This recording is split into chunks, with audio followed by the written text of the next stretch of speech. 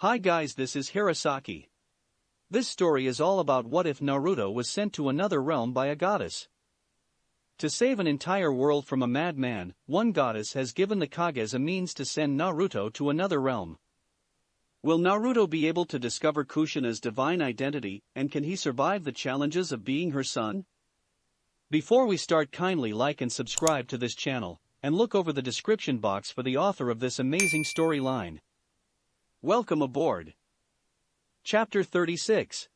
For the next week, the trio of Naruto, Zoe, and Issei trained together, honing their battle-forged teamwork to new heights.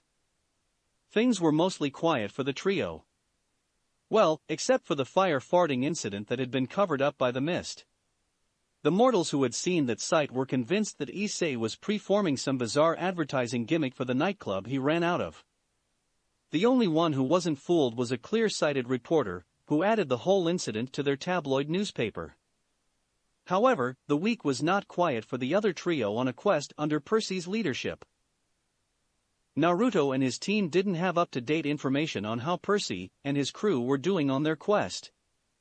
Consensus of those in Vegas was that Percy's quest was going poorly. Any quest or mission that involved torching a national monument could not be doing well. When Naruto first heard about the arch being turned to slag, he decided that Percy better have a damn good explanation to justify that bit of destruction. Naruto had caused lots of destruction back in the elemental countries in his own fights. He and Sasuke had even wrecked a national landmark during their fight at the Valley of the End. But at least he never caused mass property destruction in populated areas. Naruto and his two friends were currently in a public library reading to pass the time. Zoe was reading The Swiss Family Robinson, Naruto was reading The Moon is a Harsh Mistress, and Issei was reading 2 to the 5th. The trio were in the back of the library, tucked into a little semi-isolated sitting area surrounded by mostly full bookshelves.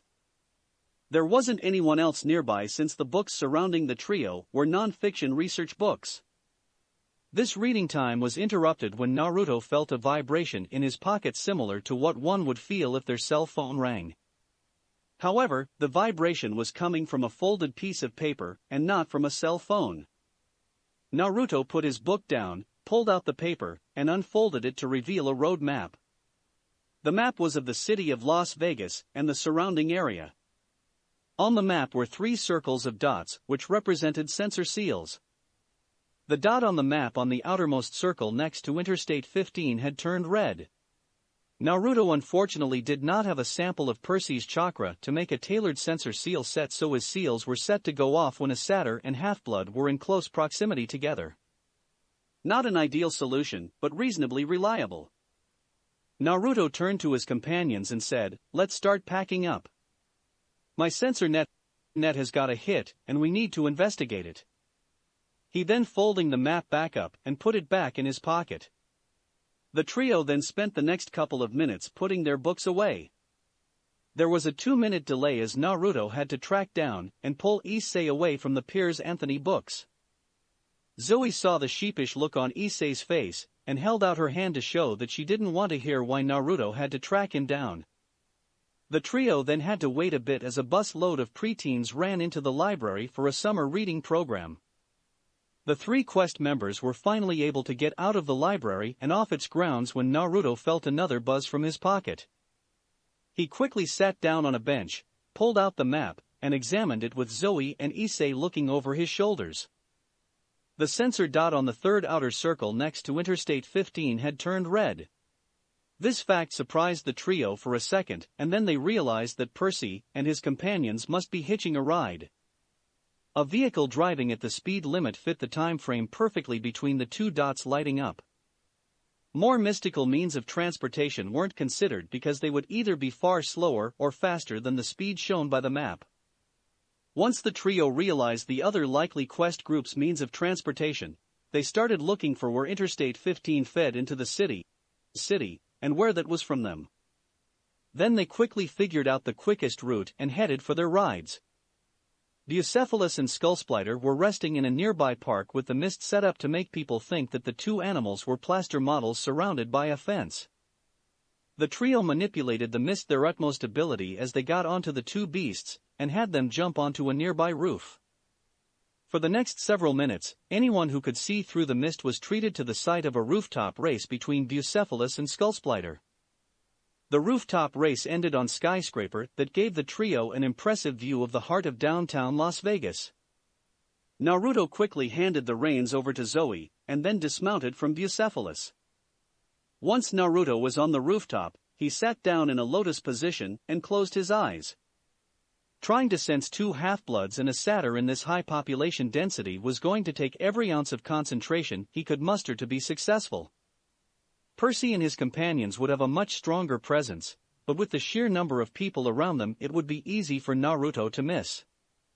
If anyone asked Naruto, he would probably describe what he was trying to do like looking for the flame of a lighter that was jammed on and stuck among a large amount of red embers from a few feet away. For the next couple of minutes Zoe and Issei waited as Naruto tried to find Percy and his companions. Then without warning, Naruto bolted up, unsealed a pair of binoculars, and ran to the edge of the rooftop to look through his binoculars. A smile appeared on his face a second later as he put down his binoculars and pointed to a van. Naruto turned to his companions and said, "There. Percy, Annabeth, and I think Grover are in that van." Naruto didn't know for sure if Grover was on the quest, but he and Percy were friends, so it wasn't unreasonable to assume that he was the satyr in question. Although why Percy decided to bring a satyr and more particularly Grover, if Naruto's guess was right, wasn't something the shinobi could fathom. Satyrs generally weren't suited for quests, unless said quest involved finding and or rescuing a half-blood, and Grover was towards the lower end of abilities among satyrs. That's not counting the fact that Camp Half-Blood contained roughly 100 campers who wanted to go on a quest. As Naruto got back onto Bucephalus, he considered that Percy's choice of taking Annabeth was actually a little questionable. She had a lot of years of experience at camp and she was one of the top students in Naruto's classes. But she was still a 12-year-old with the physical limitations that brought, and she had her hubris problem like most of her siblings. There were almost a dozen older and more physically capable campers for Percy to choose from besides Annabeth. An older camper would also be able to increase mobility by providing cover for their travels or say driving a car. Naruto wasn't about to write someone's potential off due to their age as he had liberated 2 nations and helped to fend off a demon with the strength of a minor deity from destroying his home village before his 13th birthday by the elemental nation's reckoning. However, Naruto's exploits were not normal and not intended to be so, as no sane person would normally send a preteen into such situations. He only got into the position to save 2 countries because clients lied about the missions that put him into a serious jam. The mission that resulted in his fight with Gaara and the Ichibi was intended as a backup to get Sasuke out of a dangerous situation. Naruto ended up fighting Gaara because he was the only battle-capable Konoha ninja left there between Gaara and the village. Such were the fortunes of war. Thankfully, the goddess of luck back in the elemental nations had been smiling on him then. Any further analysis on Percy's choice of companions came to an abrupt halt when a lion jumped out of the back of the truck into the crowded sidewalk below. Naruto and his companions all pulled out binoculars and watched the chaos Percy, Annabeth, and Grover created as they ditched their ride. A twitch appeared on Naruto's face as he fought the urge to go down there and smack Percy for being so stupid. Endangering oneself was okay in Naruto's book if one had a reasonable reason to do so. Endangering one's friends was never okay, and recklessly endangering civilians only made the sin of endangering friends almost unforgivable. "Zoe," Naruto said calmly, "can you manipulate the mist so that the animals don't react to all the people? Making the people not react to the animals as well would help if it's possible." Naruto wanted to be down there setting things right. However, if he did that, then Heptad might find out that his team knew about their plans involving Percy and his team. The huntress frowned and said, "I can calm down things a little bit. However, it will only be a fraction of what's needed to set this situation to rights. Hopefully, one of those 3 will do something that I can enhance without be detected to solve this issue." The boys watched the situation down below unfold. Luckily, Grover casted a satyr's blessing on the animals, which Zoe was able to greatly enhance. Once that situation was taken care of, the next issue on the headache Conga Percy brought to town showed up. Percy, Annabeth, and Grover quickly left the disturbance they created and found shelter in the Lotus Casino. As everyone who was in the know knew, the Lotus Casino was the modern hangout of the Lotus Eaters, who were notorious for trapping any visitors in their domain for eternity. By monster standards, the Lotus Eaters were utterly benign, as they didn't kill or imprison their victims and instead kept them in a pleasurable state for millennia. However, the suffering they caused was much more insidious, as it was the suffering of their victims' friends and families over said victims' loss that this breed of monster enjoyed. Zoe frowned as she observed the casino increase its missed presence now that it had its quota of victims for the season. How are we going to get those 3 out of there without revealing ourselves, or getting trapped by the Lotus Eaters ourselves? The sound of a police siren caused Naruto's ears to perk up for a second, and then a grin appeared on his face. He then said, "Who says that we have to get involved in this? Let's give Raymond Langston a call and see if he wouldn't mind busting those 3 out of there once his shift ends." The next morning, the trio got up early to observe Raymond dragging Percy, and his companions out of the Lotus Casino. To the older trio, it looked like Raymond was giving the younger trio a lecture on something. The lecture was probably on paying attention to one's surroundings, or on being wary of accepting things from strangers. No one on Team Naruto was able to hear what Raymond was saying, and they honestly didn't care about what he was talking about. Shortly after Raymond finished his lecture, Team Percy got into a cab under Annabeth's apparent lead, and the cab started to head west. Naruto and his companions quickly shadowed their targets while riding Bucephalus and Skullsplitter. Naruto's team was able to listen into the trio in the cab's conversation once they left city limits because of a tiny microphone that Zoe was able to get onto the cab. It had been one hell of a shot with a slingshot while on horseback for her to get the small microphone with its prepared seal attachment on the roof of the cab. What made this all the more impressive is that Zoe was also able to manipulate the mist so that everyone in the cab thought that thud from the mic landing on the roof was simply a bird dropping. As they rode out west, Team Naruto carefully listened to everything that was said in the back of the cab. Issei was lost at the conversation of Percy Dream since he had very limited knowledge of the Olympians.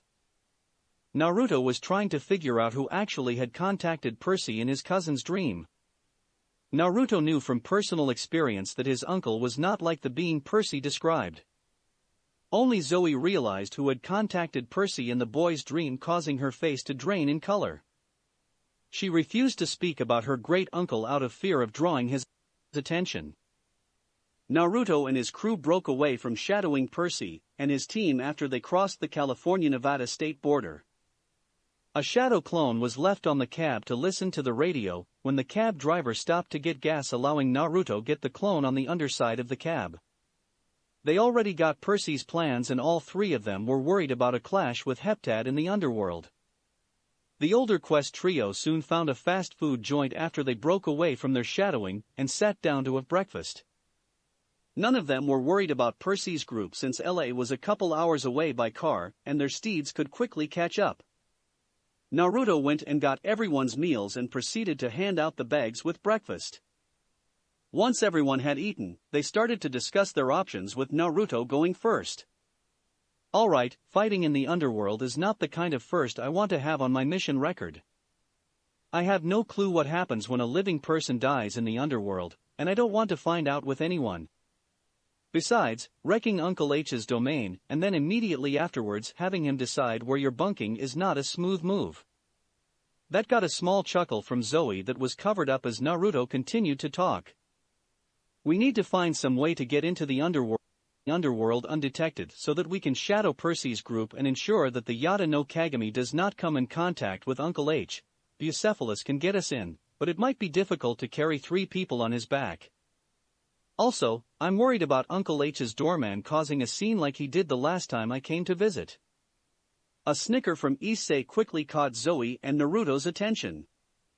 That snicker quickly grew into a full chuckle as Issei held his half-eaten breakfast sandwich in his hand. Zoe raised an eyebrow and said, would you mind filling us in on whatever it is you're finding to be so funny, Issei? Issei set his sandwich down and said with a grin on his face. I finally figured out why the fates roped me into this quest. It seemed strange to me that the Weavers of the West pulled a son of the North to help on a quest. Don't get me wrong, it's been a blast being on this quest with you two, even if it has seriously cut into my porn time. However, I just couldn't understand why those three would want me here when mixing the two realms would almost certainly cause them a lot of headaches. Now I know why they specified one whose blood chooses the slain. I'm here to get us into the underworld. Both Naruto and Zoe blinked their eyes in confusion. They turned to look at each other and then turned back to stare at Issei in confusion. Zoe chose to speak up. How did you get that idea, Issei, and how would you be able to get us into the underworld undetected? Issei's grin grew wider as he answered the hunter. Naruto clued me in when he mentioned his uncle deciding where he'd bunk in the underworld. That won't happen because Asgard won't allow it. No scion of the North, from the lowest of mortals to Odin's favorite Anis, has ever been left, or will be left, in another realm's land of the dead. Valkyries like my mother regularly conduct raids to bring the souls of those children of the North back to their proper resting place. Some souls would rather that the Valkyries didn't do so, because a few souls got sentenced to much harsher punishments in the North because of crimes they committed there that were not known to the entities who judged them in other realms. Both Zoe and Naruto stared at Issei in shock when they heard that news. Neither of them could believe what they had just heard. Naruto blurted out, and just how does this happen without my uncle putting a stop to these raids? The Anis took a sip of his soda and then answered, the weave and overwork. Millennia ago, Old One Eyes created a powerful spell in the weave that would hide Valkyrie raids from death deities in other realms so long as the Valkyries don't bring back any souls that belong to those realms as raid loot. Besides, do you realize just how many mortals die every day? Hundreds of thousands die each day, and all death deities work practically non-stop overtime to deal with the constant inflow. Even without the weave, no one would notice if 100 souls go missing once a month in that kind of deluge. Issei let what he said sink in for a moment, and then finished up. All I have to do is make a call to my mother to check and see when the next raid for the West's scheduled to happen. I'm willing to bet a year's worth of vintage Playboy magazines that we'll be able to make the next raid just in the nick of time. It was a good thing that Naruto and Zoe didn't take Issei up on his bet, as a raid had been scheduled for that very day. Rossweiss was able to call in a favor and get the raiding party to stop and pick up the quest trio before they headed for the underworld. Thanks to Bucephalus and Skullsplitter, it was easy for the trio to make their rendezvous with the Valkyrie Drekker. Currently, the trio and their steeds were sitting in the center of the Drekker as the Valkyries quietly rowed the longship with cloth-covered oars in a thick mist. The Valkyries themselves were quiet, and everyone was radiating an aura of power and determination. This was a bit at odds with their looks, since the Valkyries looked like an idealized version of the Swedish national women's volleyball team dressed up as high fantasy cosplay warrior women. At least for Zoe's sensibilities and common sense, they weren't wearing anything ridiculous like chainmail bikinis. As the Drekker was traveling through the mist, the trio noticed a sudden change in the feel of their surroundings. Naruto got a suspicion as to what happened, and a quick glance to side of the ship confirmed his suspicions. The Valkyries had used the mist their ship was generating to transport themselves onto the Styx. For the next half hour, the Drekker was rowed up the Styx to a point far from Karen's usual crossings. When the captain of this raiding party spotted a good point to get to shore, she adjusted the steering, or causing the Drekker to cut its way onto the shore. Team Naruto quietly watched as the Valkyries quickly stowed away their oars and disembarked with calm professionalism.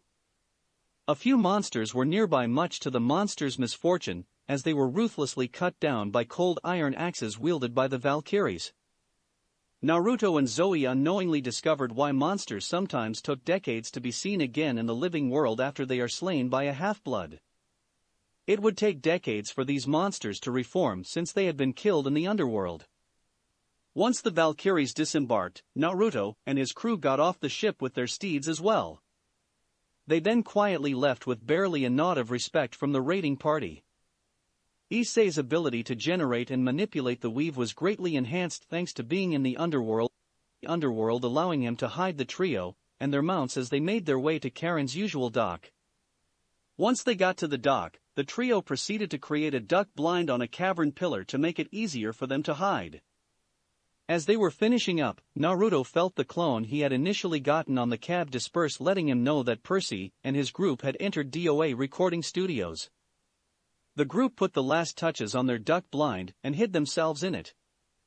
About a half hour later, Sharon came across the river with a barge full of souls and 3 living beings. The living trio stood out among the shadowy shades to the group in the duck blind. Team Naruto watched as the souls and the questing trio left the barge and Sharon turned the barge around. Cerberus started to walk up to Percy's group with growls coming from all 3 heads. Naruto's body tensed, Issei was starting to reach for his weapons, and Zoe's eyes narrowed. However, something bizarre happened before Team Percy or Team Naruto could start to deal with Cerberus. The 3-headed guardian stopped growling and turned his heads to look at the river Styx. Then, to the worry of everyone on a quest near Cerberus, the monster guardian started to whimper in terror. Things became even more unsettling when Cerberus turned tail and started to run away. It quickly became clear what had frightened Cerberus away when a massive roar filled the cavern. 3 serpentine heads with compound eyes in each eye socket emerged on long thin necks from the river Styx. As the necks rose from the black river, they revealed that the 3 heads belonged to a single creature whose body from where the necks joined together was like a crocodile. However, things took a turn for a bizarre with this monster when one looked immediately below where the 3 necks were joined. There was a long slanted line running down the monster's chest which opened to reveal a massive mouth with rows upon rows of sharp teeth. Above the vertical-oriented mouth was a growth that almost, but not quite, looked like a closed eyelid. Percy was looking at the monster in front of him in fright and nervously asked Annabeth, "Do you know what that monster is?" Annabeth's face was turning white from terror as she looked at the menacing beast approaching them. "I've never heard of a monster like this, Percy. The closest I can think of is the Hydra, but that monster starts off with 9 heads and it doesn't have any legs, let alone that gaping maw." Grover gulped and said, "I don't know what that monster is called. However, I do know that it is calling us lunch." A Rasengan cannon came flying out of the duck blind, hitting the leftmost head of the monster on the left eye. Then several dozen of Naruto's shadow clones appeared out of seemingly nowhere and launched a torrent of kunai with explosive tags at the side of the beast. As hundreds of exploding tags activated, Issei and Zoe emerged from the duck blind and approached Percy's gang. The real Naruto unleashed another Rasengan cannon, only this time he fired it at one of the monster's necks before joining the rest of the group. Before Percy's group could say anything, the smoke from the explosive notes cleared to reveal that not even a scratch had happened to the beast's scales. The only damage on the monster was loss on an eye thanks to it not blinking at the right time when the Rasengan cannon hit its eye. However, that damage was quickly healing, and the eye would be fully functional in minutes. "Well," Issei commented as he looked at the beast, "this is going to a bitch to deal with." The heads of the beast arched back in a wave, and then each head spat out a huge wad of something. Everyone was a little too busy avoiding the spit wads to really pay attention to what then looked like. Each head of the beast released several spit attacks, and then all 3 heads roared. The group of 6 looked and witnessed the spit wads transforming themselves into shadowy bipedal insectoid creatures about the size of a man. These creatures had 4 glowing purple compound eyes and scythe-like blades for forearms. Naruto back flipped away to get some distance, and then put his hands with the palms facing the ground. He then said, "Uncle Hades, I'm sorry that our quests brought us to your realm uninvited, and I wish our enemies did not force a fight here against this monster. Please, Uncle, I ask that you not involve yourself in this offense, and let us clean this mess up." The shinobi thought he understood the gist of Heptad's plan now. Hades' attention would certainly be on any living person who entered his realm. If an unknown monster attacked said hero, it would increase his attention and certainly bring Hades out into the open if said monster proceeded to attack his realm. Then you just bring out the Yata no Kagami, and things would go straight to Tartarus. While Naruto said his prayer/plea, everyone else started to fight the Shadow Bug men. Percy was using the Kodachi that Naruto had given him to great effect as he fought against two attackers. Annabeth was holding her own against one of the creatures with her daggers, but she was on the defensive. Zoe was also fighting with daggers, but she was aggressively weaving three attackers. Issei was using his gauntlets to great effect on the bugs that went after him. Grover was doing a great job getting the remaining bugs to chase after him so that everyone else wasn't overwhelmed. Naruto leapt over to where Grover was and swung his Kanabo into the nearest bug. Said bug was sent flying and its body slammed into another bug before carrying both into a pillar wall. The three-headed beast seemed to be holding back and watching the demigods fight with its minions in amusement. As soon as several of its minions were dead, it hurled up some new ones and used their entrance to mess up the hastily made battle lines. Unknown to its enemies, Heptad had created this beast with superior intelligence among monsters and the ability to direct its minions telepathically as if they were just extensions of its body. The height advantage of its three heads allowed the beast to clearly see the battlefield and direct its minions. Having most of the minions chase after the useless satyr while testing the half-breeds had been humorous. However, the entrance of the blonde-haired Igouger into the fight with his copies changed things. Something about the blonde was different from the other brats. The monster could feel it in its bones that there was a fundamental difference between the Igouger and the others. What that difference was the beast couldn't say. Although the Igouger was definitely the most annoying as several clones slammed their Kanabos into the back of its heads.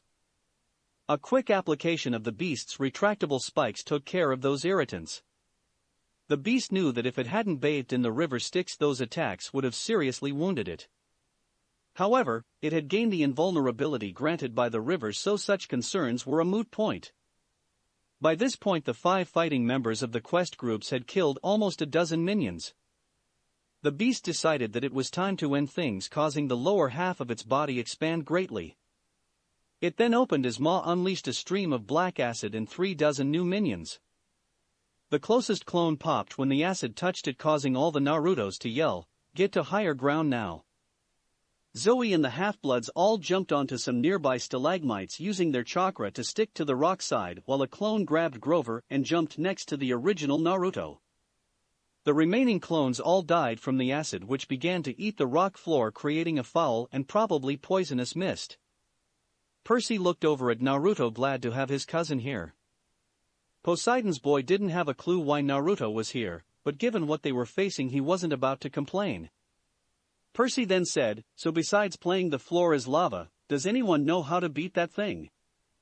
Annabeth blurted out, "How are we supposed to do that, Percy? That thing can create lesser monsters to fight us and create that acid whenever it wants. Then there's its invulnerability thanks to the sticks. That thing took multiple hits from Naruto's Kanabo without being phased, and who knows where those hidden spikes are on it." Zoe cut in at this point, "I suggest we continue this conversation as we fall back." The others listened to the hunter's advice as they plainly saw the acid coming towards them along with the platoon of minion bugs. As the sextet and clone retreated further into Hades' kingdom, Zoe spoke. "The monster's skin is invulnerable, but Naruto proved that the beast has weaknesses. Its eyes and presumably the inside of its mouths do not have the blessing of the river protecting them, leaving with just the beast's regenerative abilities. We can kill it if we can inflict enough damage fast enough to overcome its regeneration." The group had to separate a bit to avoid a minion spitball. Issei punched the minion's head in, destroying it before it could fully form. "Hey Naruto," the perverted aunts called out, "do you have anything in your seals that could help us out?" "No, Issei," Naruto replied as he jumped onto a stalactite. As the others followed Naruto up, he explained, "I might have sealed a lot away to be prepared for a mission. However, I don't have everything needed for every single remote possibility." Holding open the mouth of an acid-spitting giant monster was supposed to be an extremely remote possibility. "Let's try to find some large chains with hooks in them. If we can find something like that, then my clones can force that thing's mouths open for our attack." Zoe let 3 arrows fly, taking some more minions out as everyone jumped from stalactite to stalactite. She then said, "Okay, we've got a plan to get to that monster's vulnerable spot. Now how do we kill it?" Naruto created several clones in mid-leap and let them fall to the ground to hold up some minions. One of the clones' kanabos gleamed in the light, catching Naruto's attention. He smiled and replied, "Leave that to me, Zoe. Once we find what we need, I'll need all of you and my clones to buy me enough time to use the strongest feature of my kanabo." Chapter 37. The 6 different quest members continued their deadly game of the floor is lava, as they desperately tried to find something they could use to give Naruto his needed shot. Whenever anyone got a chance, they would take out a minion or two that the Heptad-created monster had sent out. However, taking out the minions was an exercise in futility, as the beast would simply spit out more minions to replenish what was lost. The other monsters that typically inhabited the underworld were suspiciously absent from the conflict. The quest members were happy that they didn't have anything else adding on to their troubles, but a few of them were surprised not see hide or hair of a half-blood's usual foes. Unknown the sextet, all of the other monsters had sensed the beast and decided to not involve themselves with that thing. While the other monsters not entering the fray was one less complication for the heroes, it still didn't help them find something that could ensure that the beast's maw would be open for the shot.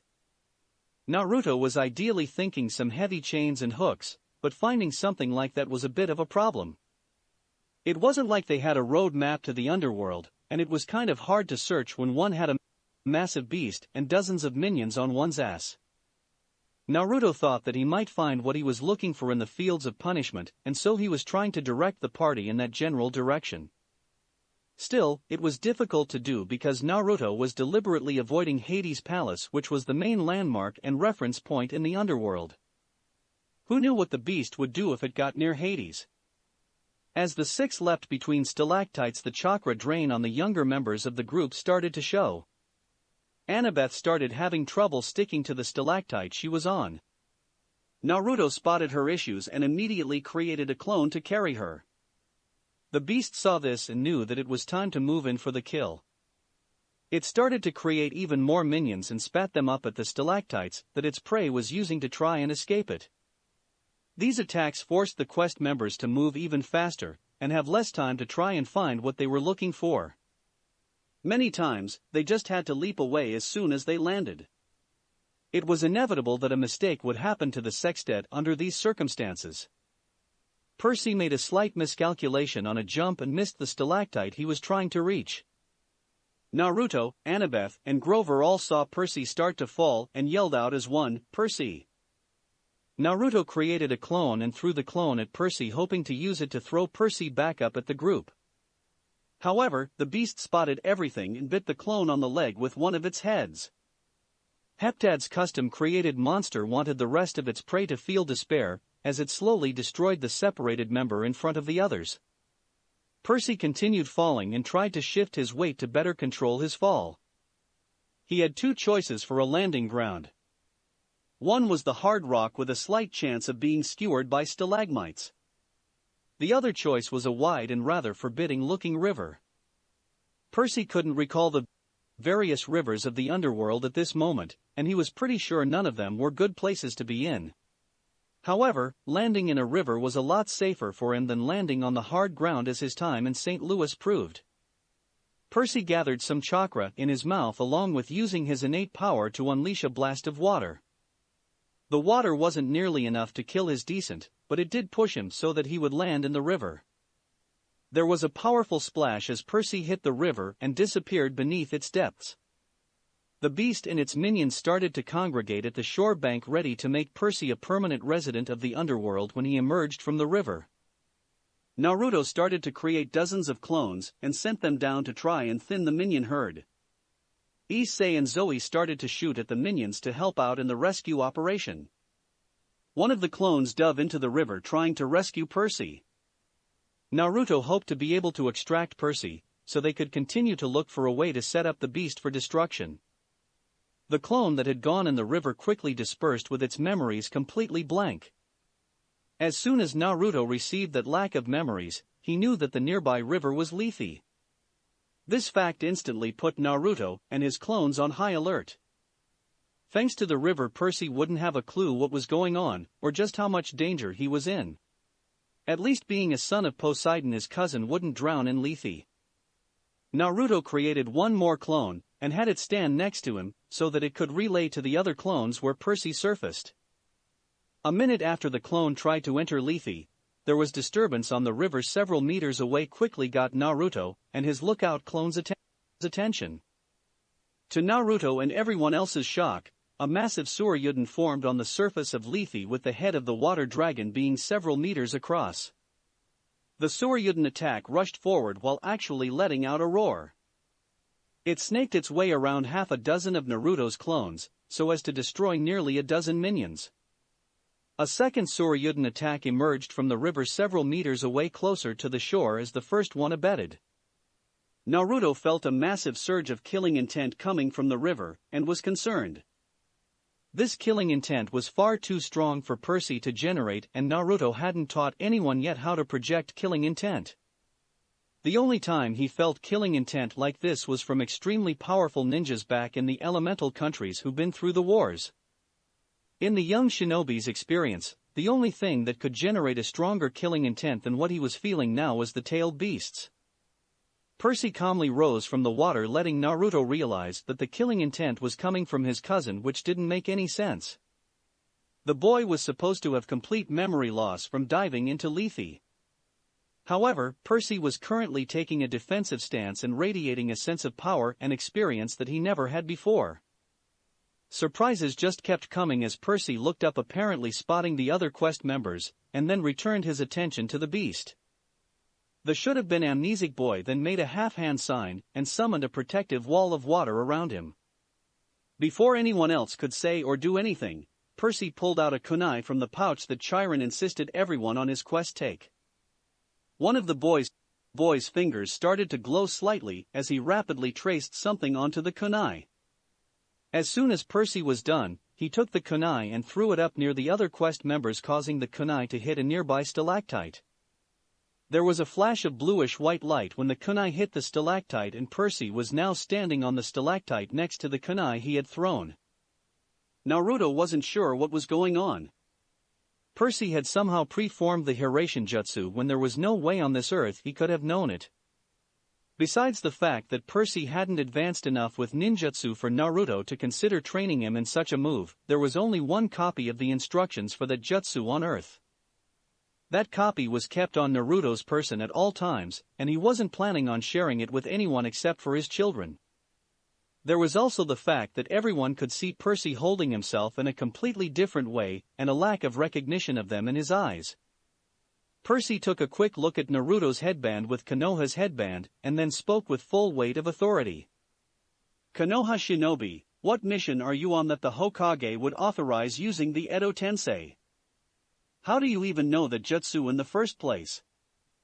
During my fight with my old student Sarutobi, he mentioned he had destroyed all copies of that jutsu, so you shouldn't know it, let alone have modified it as you did to summon me into this body with its current abilities.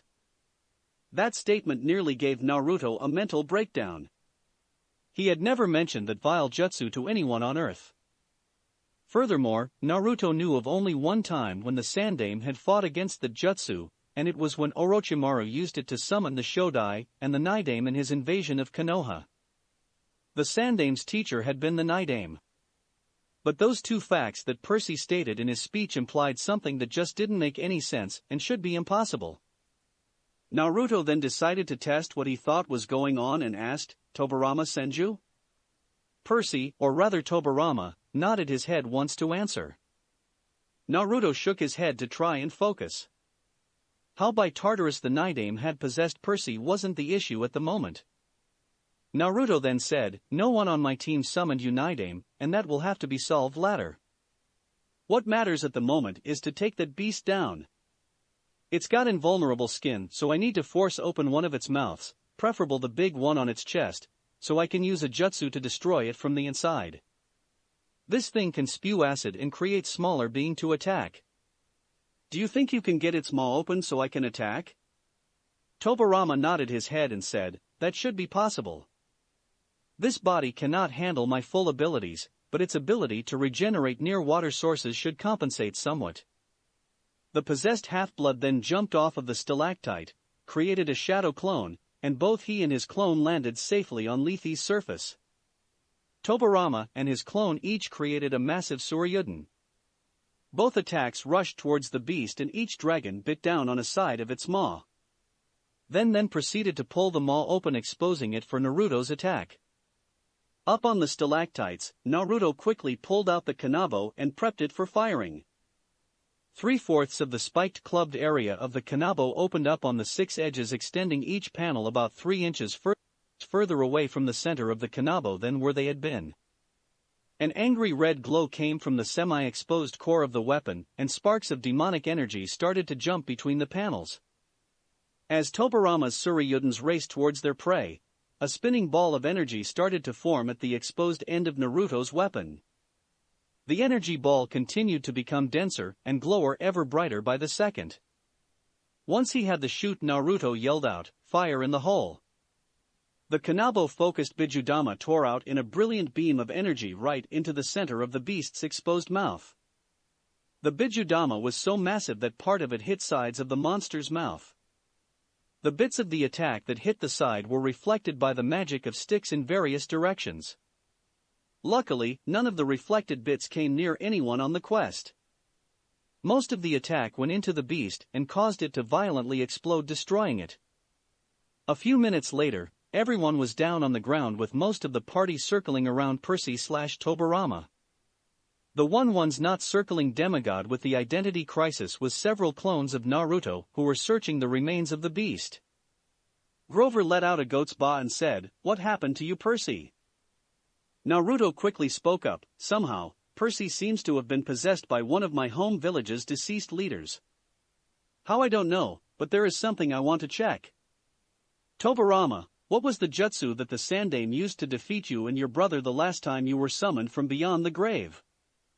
Tobirama turned to look at Naruto and said, "I don't know the name of the jutsu, your clan never shared that with me.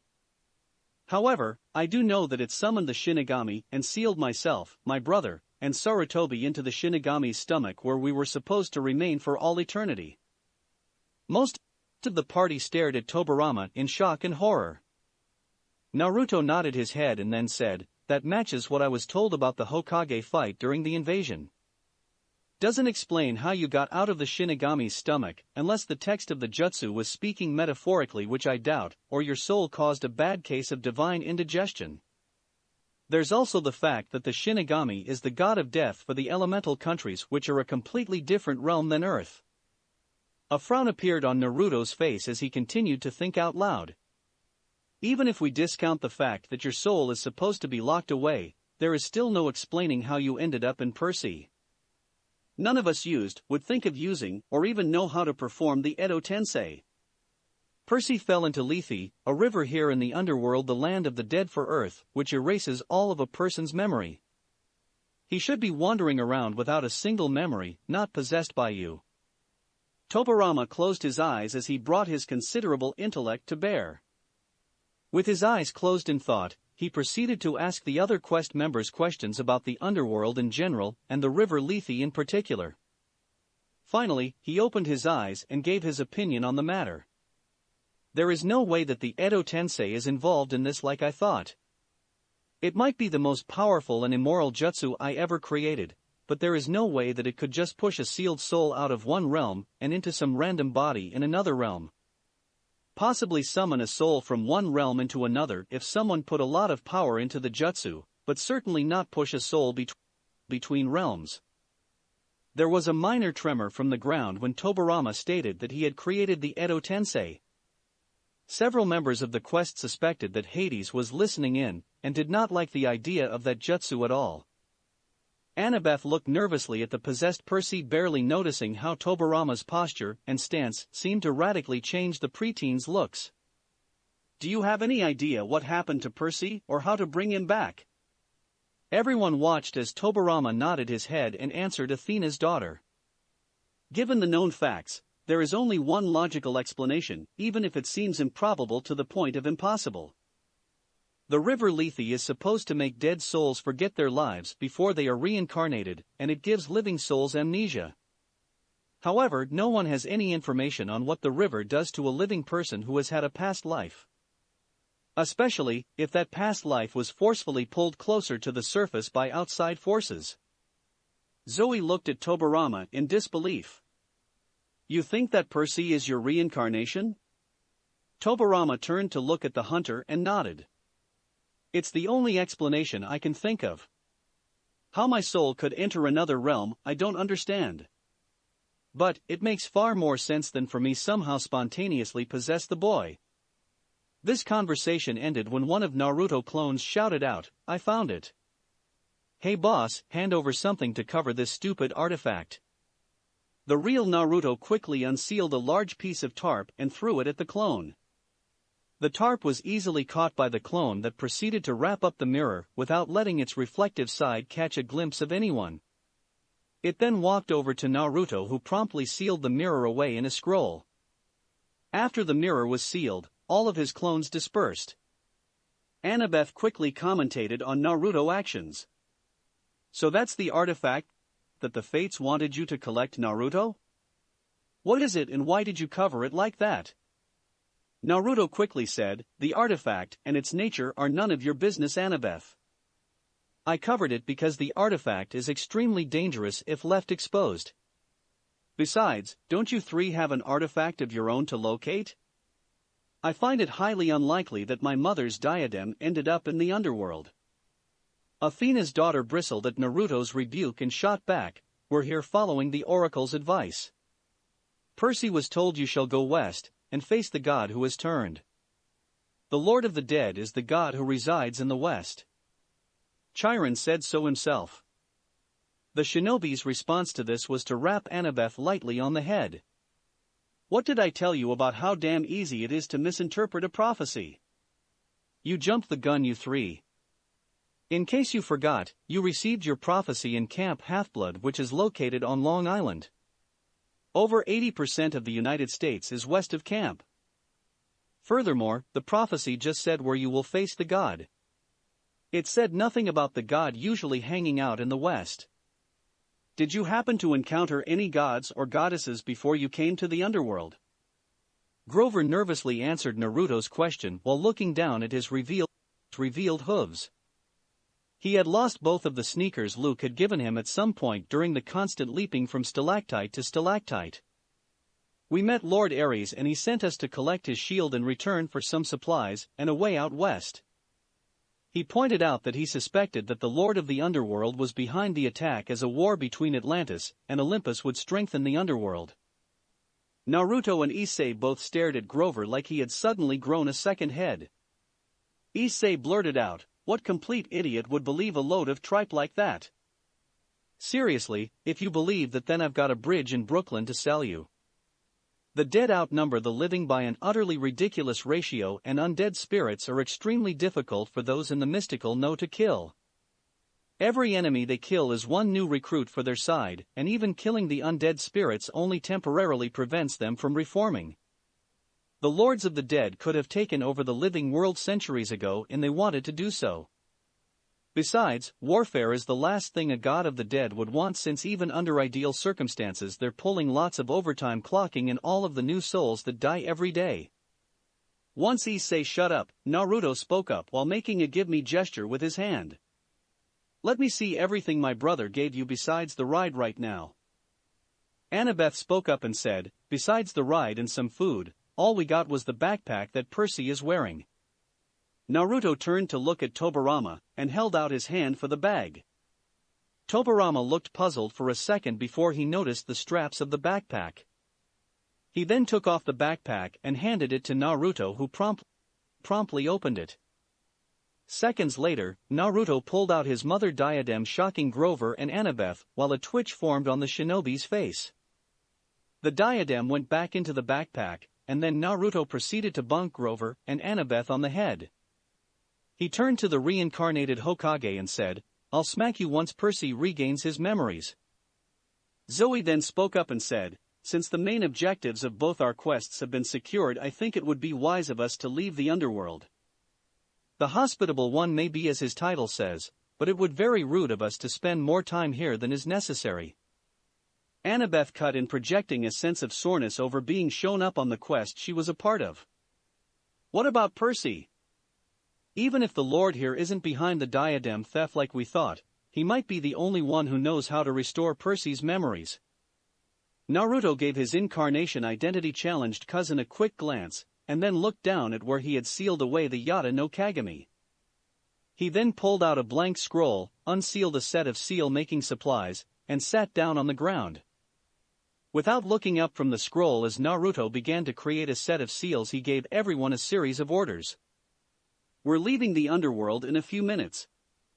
Percy might have lost the most important thing a person can have, but I'm pretty sure I knew of a way to correct that loss. Since what I'm thinking of is quite dangerous, only he and I will be involved in that operation. To ensure everyone's safety, I'm going to have to seal everyone away while I try to help Percy regain his memories. Until then, the three of you, Naruto paused for a second to point to the younger quest trio, are going to be sealed away in this scroll.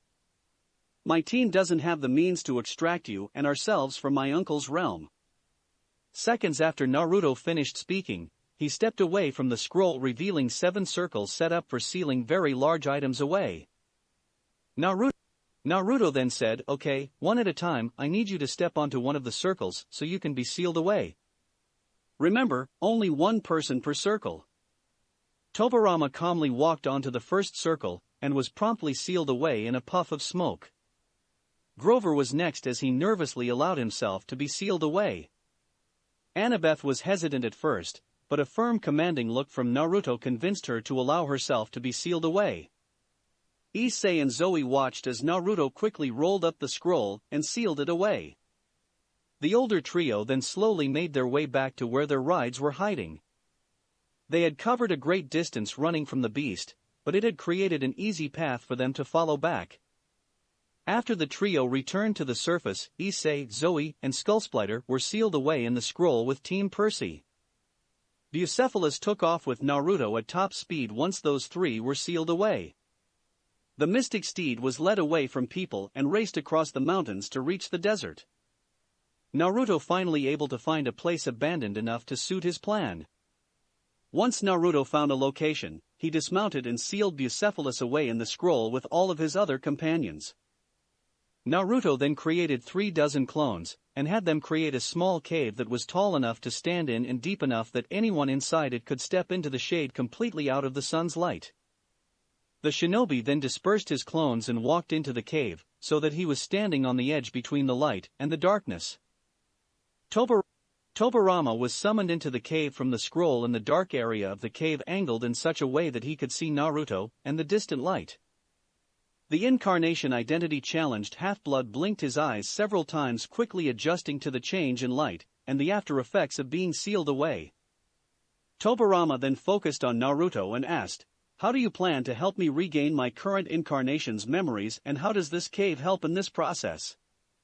A small chuckle escaped from Naruto's lips. "The cave doesn't help the process I'm planning to use to get your memories back. It's just to ensure that no one else can see what I'm going to use to get those memories back, since the item in question is very dangerous. What I'm planning on doing to get your memories back is to let you look into the Yata no Kagami. It's a very powerful artifact that brings the truth out of whatever is reflected in it. My hope is that it can bring out the truth of who your current incarnation is." With that said, Naruto carefully unsealed the covered mirror and held it in his hands. Naruto used his chakra to hold the back of the mirror as he carefully took the cover off of the Yata no Kagami. He was not about to let the Supreme Shinjukyo catch a glimpse of even a single digit of a finger if he could let it. Tobirama leaned in slightly to get a better look into the ornate metal mirror Naruto was holding in front of him. Both of Tobirama's eyes widened when he saw a young preteen looking back at him in the mirror. He had known that his current incarnation was a young person based on his body's size and the pitch of his voice. The thing is that knowing this fact intellectually can only prepare one so much for the shock of seeing that your reflection is a little kid's face. Even when one was just using a hinge to hide one's identity, it was disconcerting.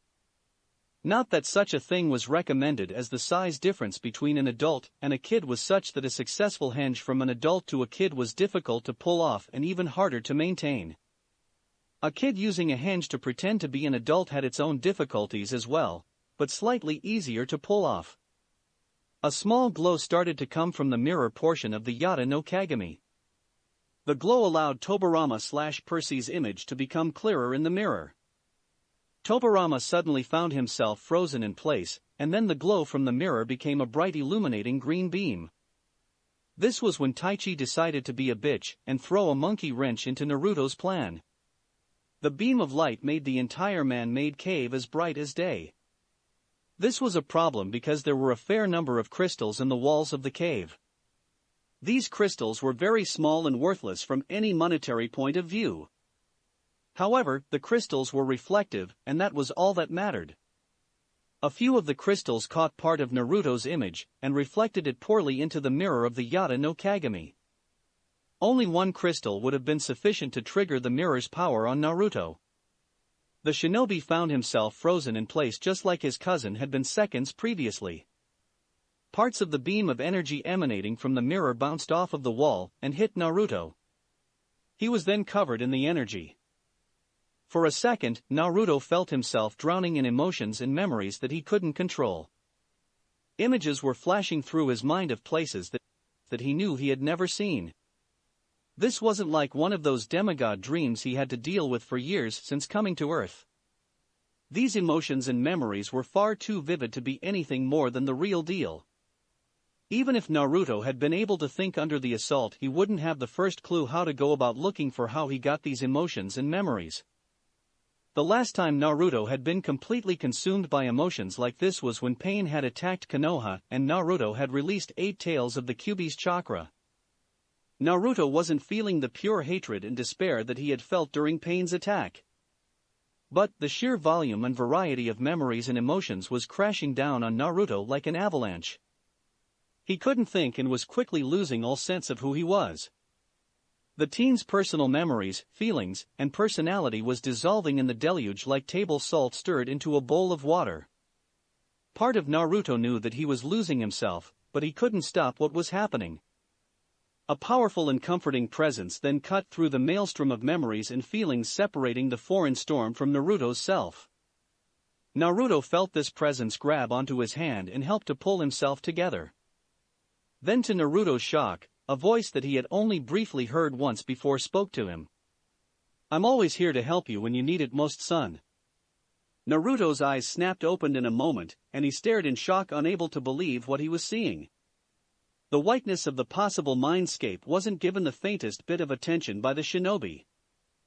All he could focus on was the caring smile on the face of his father Minato Namikaze, who against all expectation was standing in front of him, and who had saved his life again after being completely overwhelmed.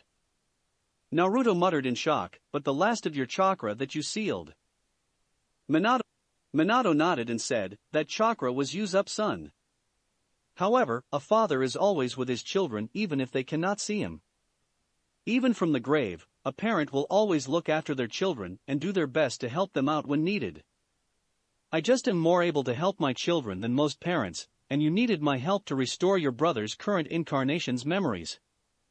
Before Naruto could ask Minato what he was talking about, rays of green light seemed to come from all over the place and get sucked into Minato.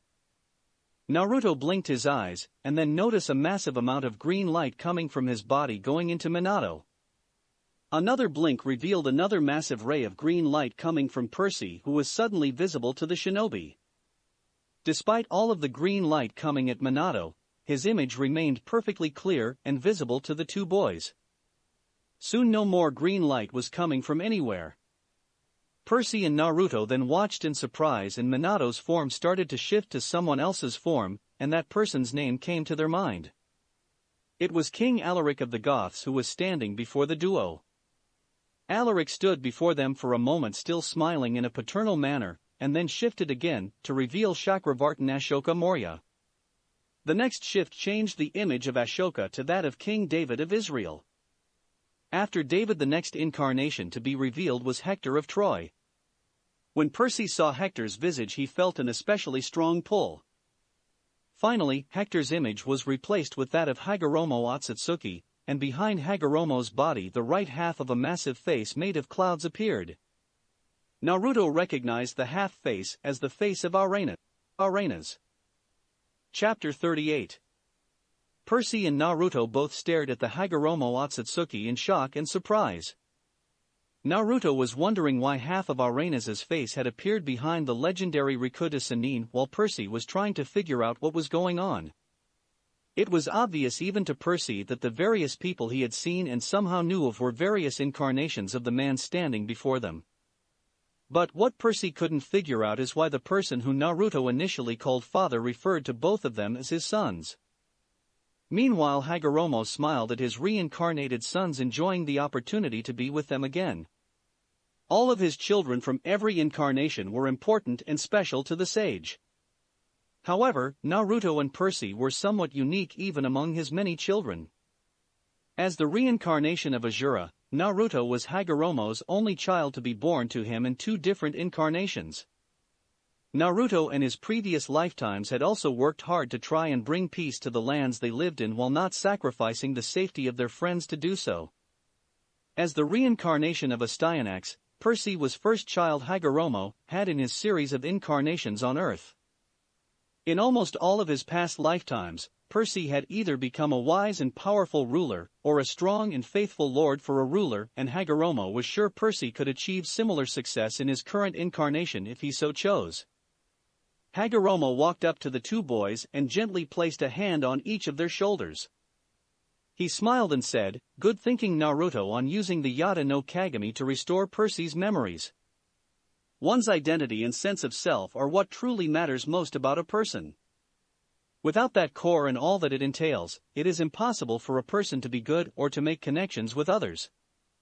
Percy might have lost that as the oracle foretold, but it was not a permanent loss for which I think we are all truly grateful. However, a less potent Shinjukyo would have been a better choice to use if you had access to one. The Yata no Kagami pulled out Percy's memories and identity like you hoped, Naruto. But it also pulled out all the memories and identities of your brother's other incarnations. Attic Yaman made humanity from its first version to the current version to be very adaptable, just not adaptable enough to handle so many different lifetimes all at once. It was also dangerous to not check your surroundings better to make sure that your image couldn't possibly be reflected into the Yata no Kagami. This speech ended quickly to the surprise of the boys as Hagoromo pulled both Percy and Naruto into a group hug. Both of the half-bloods were shocked at the sage's actions, but they quickly responded to the hug. The strength, safety, and pride that Hagoromo projected with his paternal love was something both boys craved. Naruto happily soaked up the hug without any reservations once he got over his surprise. Percy was a little more reserved and slower to respond given his experiences with Smelly Gabe and his complicated situation with Poseidon. However, the core of Percy's soul and his own deep wishes to experience a father's love soon got him to accept what Hagoromo was offering him. No one could say just how long the trio stood there hugging each other in the shared mindscape given the subjective nature of the perception of time in such places. But Hagoromo knew he could not stay in this moment no matter how much he wanted to do so. The Rikuta Sannin pulled away with great reluctance and looked down at his two children. He then sighed and said, "There is much I must say and do during our short time together, my two sons. Not all of it will be pleasant or enjoyable for me, but it will be necessary." Instantly, the mood of the mindscape changed as Hagoromo radiated a sense of authority and power that could not be challenged. He then issued a proclamation. "When my first existence shattered itself and was reformed into Hagoromo and Himura Otsutsuki, the soul that became my first incarnation of Hagoromo Otsutsuki was given many tasks. One of these tasks was to find an heir to what I could not be as only the larger reformed shard of a once greater soul. My heir must be able to take my place when the time comes and ensure that peace reigns throughout Earth and the elemental nations." Naruto, Hagoromo turned to face the young shinobi as he continued. "In my first lifetime, I decided that your incarnation at the time was the wiser of my two sons in finding a path to peace. From your first lifetime as Azura to your present one as Naruto, you have pursued a desire for peace and understanding that has made me proud. When harsher violent actions were needed, you and your previous incarnations did so out of necessity, and never enjoyed those ugly actions. The same cannot be said for Indra, who is your elder brother as Azura. He and his incarnations have fallen from one deprivation to another, caring only for their own pleasures, powers, or desires. I chose you to receive the elder child's birthright, and history has proven my choice to be the correct one. Hagoromo paused to summon his Shikujo and slammed it into the mindscape's ground. I now call upon the power entrusted to me as the guardian of my first existence's power to finalize this decree. As of this moment and for all eternity, I denounce Indra and all of his incarnations as my child. A thundering boom filled the mindscape and, unknown to Percy and Naruto, the entire Western world. I strike from that soul all of the powers that have been inherited by it being born to my existence as Hagoromo Otsutsuki, known as the Rikuta Sannin, and the original god of shinobi, as well as any powers it has gained in its various incarnations from the blood that came from me and my line. Again, Hagoromo slammed his Shikujo into the ground, causing a thunderous boom which now was heard throughout the Western realm and the elemental nations. I decree that upon the death of Indra's current incarnation, his soul is to be bound in Naraku to suffer the worst torments in that bardo, until the day Attic Yaman steps foot on the earth again. With that said, the sage slammed his Shikujo into the ground a third time, sealing his decree for all eternity. Naruto and Percy were both shocked at what they had witnessed. A formal disinheriting and disowning like they had just seen had massive consequences in the mystical world. What those consequences would be besides what they had heard Hagoromo decree, they could only guess at. Decrees like this were irrevocable and hadn't happened in centuries, at the very least for those in the mystical realm. Both boys wondered what a person, even over a series of lifetimes, could possibly do to deserve such a fate. They saw a small stream of tears rolling down Hagoromo's cheek from what he had done before they could react to the disinheriting. It was obvious that this action was something Hagoromo had deemed necessary to preform, even if he didn't want to do it. After almost a minute had passed, Hagoromo regained his composure completely and continued his pronouncements. He then turned to Naruto and gently placed his right hand on the young man's forehead while raising his left hand in a sign of blessing. With a solemn voice the sage pronounced, "By right of Azura you were named my heir as Hagoromo, and by right of blood you are my heir as Minato. I now call upon the power entrusted to me as the guardian of my first existence's power to permanently confer unto you the rights, privileges, and blessing of the firstborn. Henceforward, you have been granted dominion as head of the family over all those descended from me in my various incarnations, or descended from my children's various incarnations, with only one exception. In time, you will gain access to the wisdom and powers your previous lives had. Furthermore, I shall grant unto you half of my power, with that power one day becoming accessible, and that being the portion that you never gain as Azura. When both wisdom and power blossoms within you, I trust that you will remember all of the hard work and effort you went through and do not let it get the better of you." The sage then pulled away from Naruto and gently placed his right hand on Percy's forehead, again raising the left hand in a sign of blessing. Hagoromo then announced, "By right of blood as Astyanax, you are my heir as Hector. Time as Astyanax was far too brief. Your previous incarnations of Emperor Heraclius, King Canute the Great, Jinghe, Shahanshah Ismail I, and Hokage Tobirama, you proved your ability to be a great leader and, more importantly, a good man. I now call upon the power entrusted to me as the guardian of my first existence's power to grant you this blessing. All your works to help your family will succeed in a manner best suited for helping your family, even you do not know or see the best path. Furthermore, I shall grant unto you half of my power to one day become accessible to you.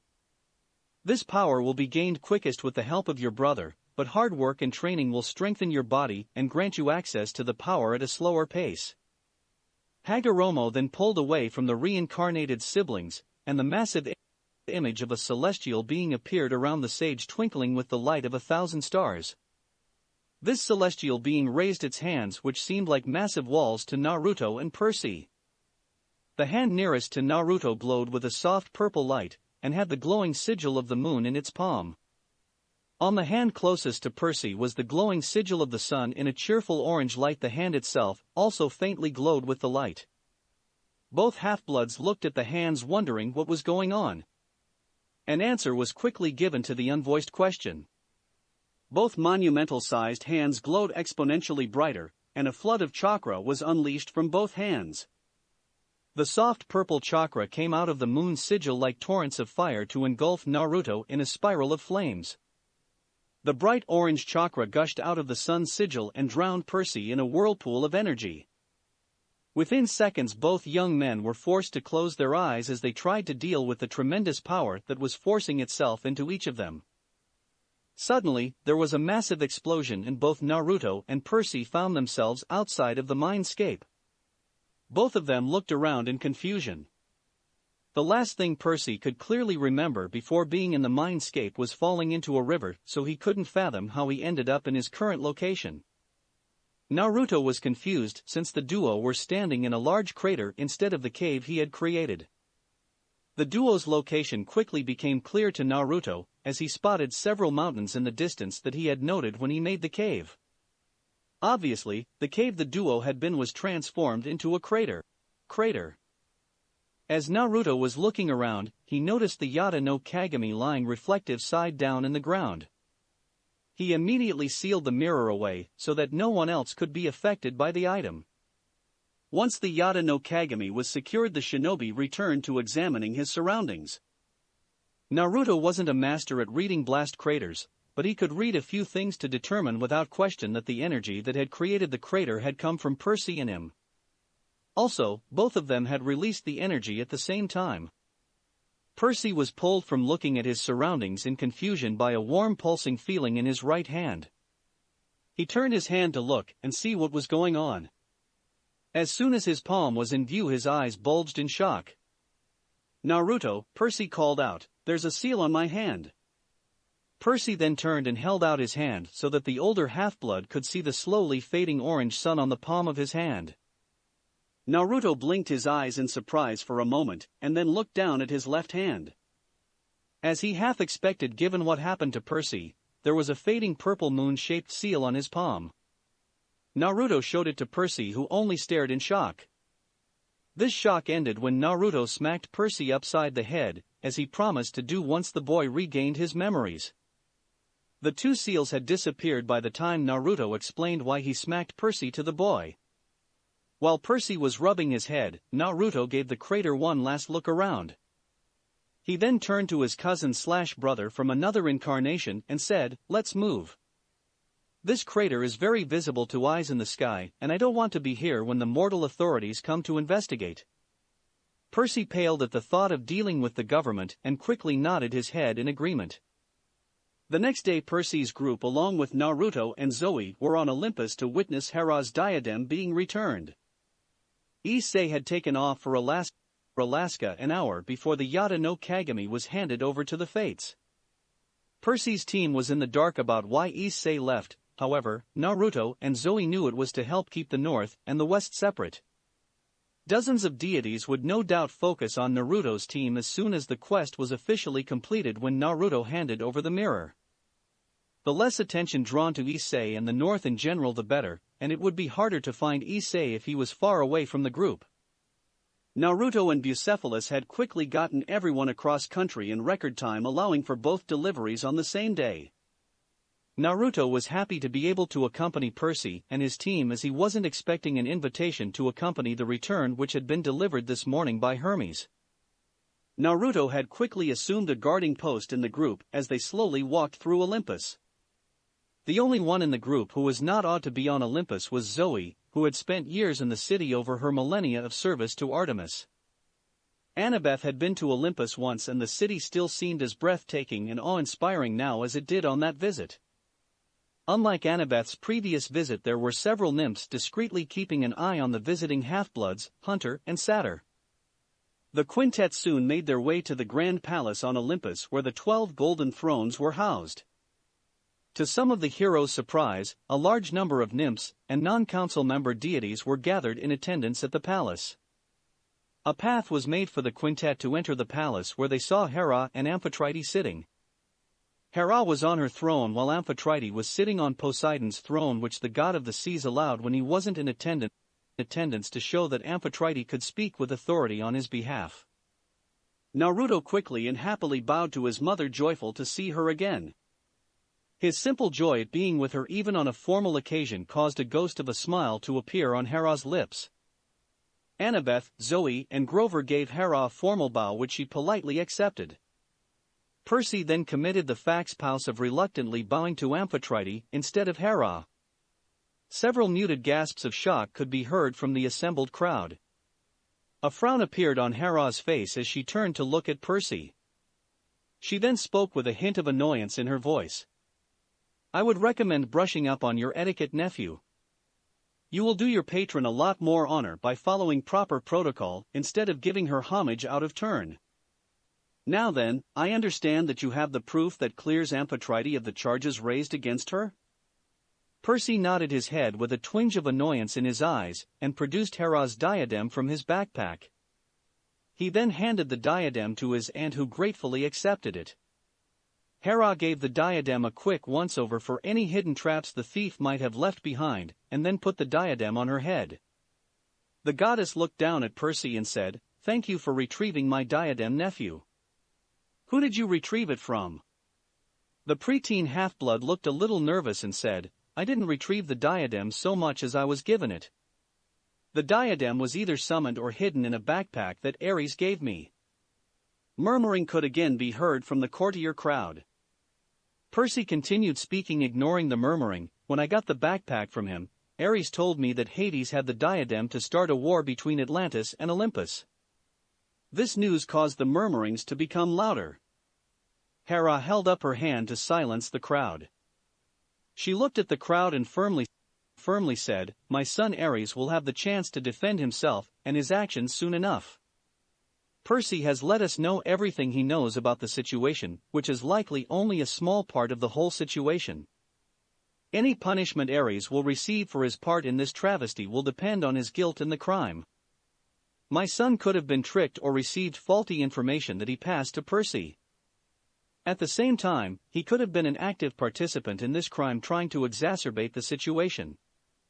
Where the truth is in between those two extremes is what the investigation will uncover." The goddess turned her gaze to Percy and continued to speak while quickly reading his mind for any further details that the boy might have missed or dismissed as unimportant. Her face paled slightly for a split second as she saw certain memories, but no one spotted it. "To help in the investigation, I request that you turn over the backpack that my son gave you, Percy. An examination of how the backpack either hid or summoned my diadem will help in the investigation into Ares' actions." Percy nodded his head, quickly emptied the backpack of his things, and then handed it to his aunt. He then got a scroll from Naruto and quickly sealed away all of his things, thankful that there wasn't anything embarrassing in the backpack. While Percy was sealing his things, Hera turned to look at her sister-in-law. The Queen of Olympus then shocked the court by bowing her head as she spoke. "Amphitrite, I withdraw my demand that you swear your innocence on the river Styx for any part in the theft of my diadem. I also ask that you accept my apology for accusing you of the crime. Please understand that my accusation was based on the best information I had at the time on the thief. While the true identity of the thief hasn't been determined just yet, it is very likely that the evidence implicating you was planted to sow discord between us. Please forgive me for falling for this ploy." All of the gods, goddesses, and nymphs attending court could not believe what they had just seen. Hera's rule over Olympus was still very new for immortals, and most of the crowd was still mostly used to Zeus's old regime in terms of expectations. Zeus would never have admitted when he made a mistake or even thought about asking for forgiveness. At best, he would have brushed off his mistake and pretend it never happened. Amphitrite was put on the spot, looking completely lost about what she should do. She then hesitantly said, "I accept your apology, Hera." Hera smiled at Amphitrite and said, "Thank you, sister." She then sat back down on her throne, discreetly scanning the faces in the crowd to judge their reactions to her actions. As the crowd got over their shock, they started to show signs of increased respect and admiration for Hera.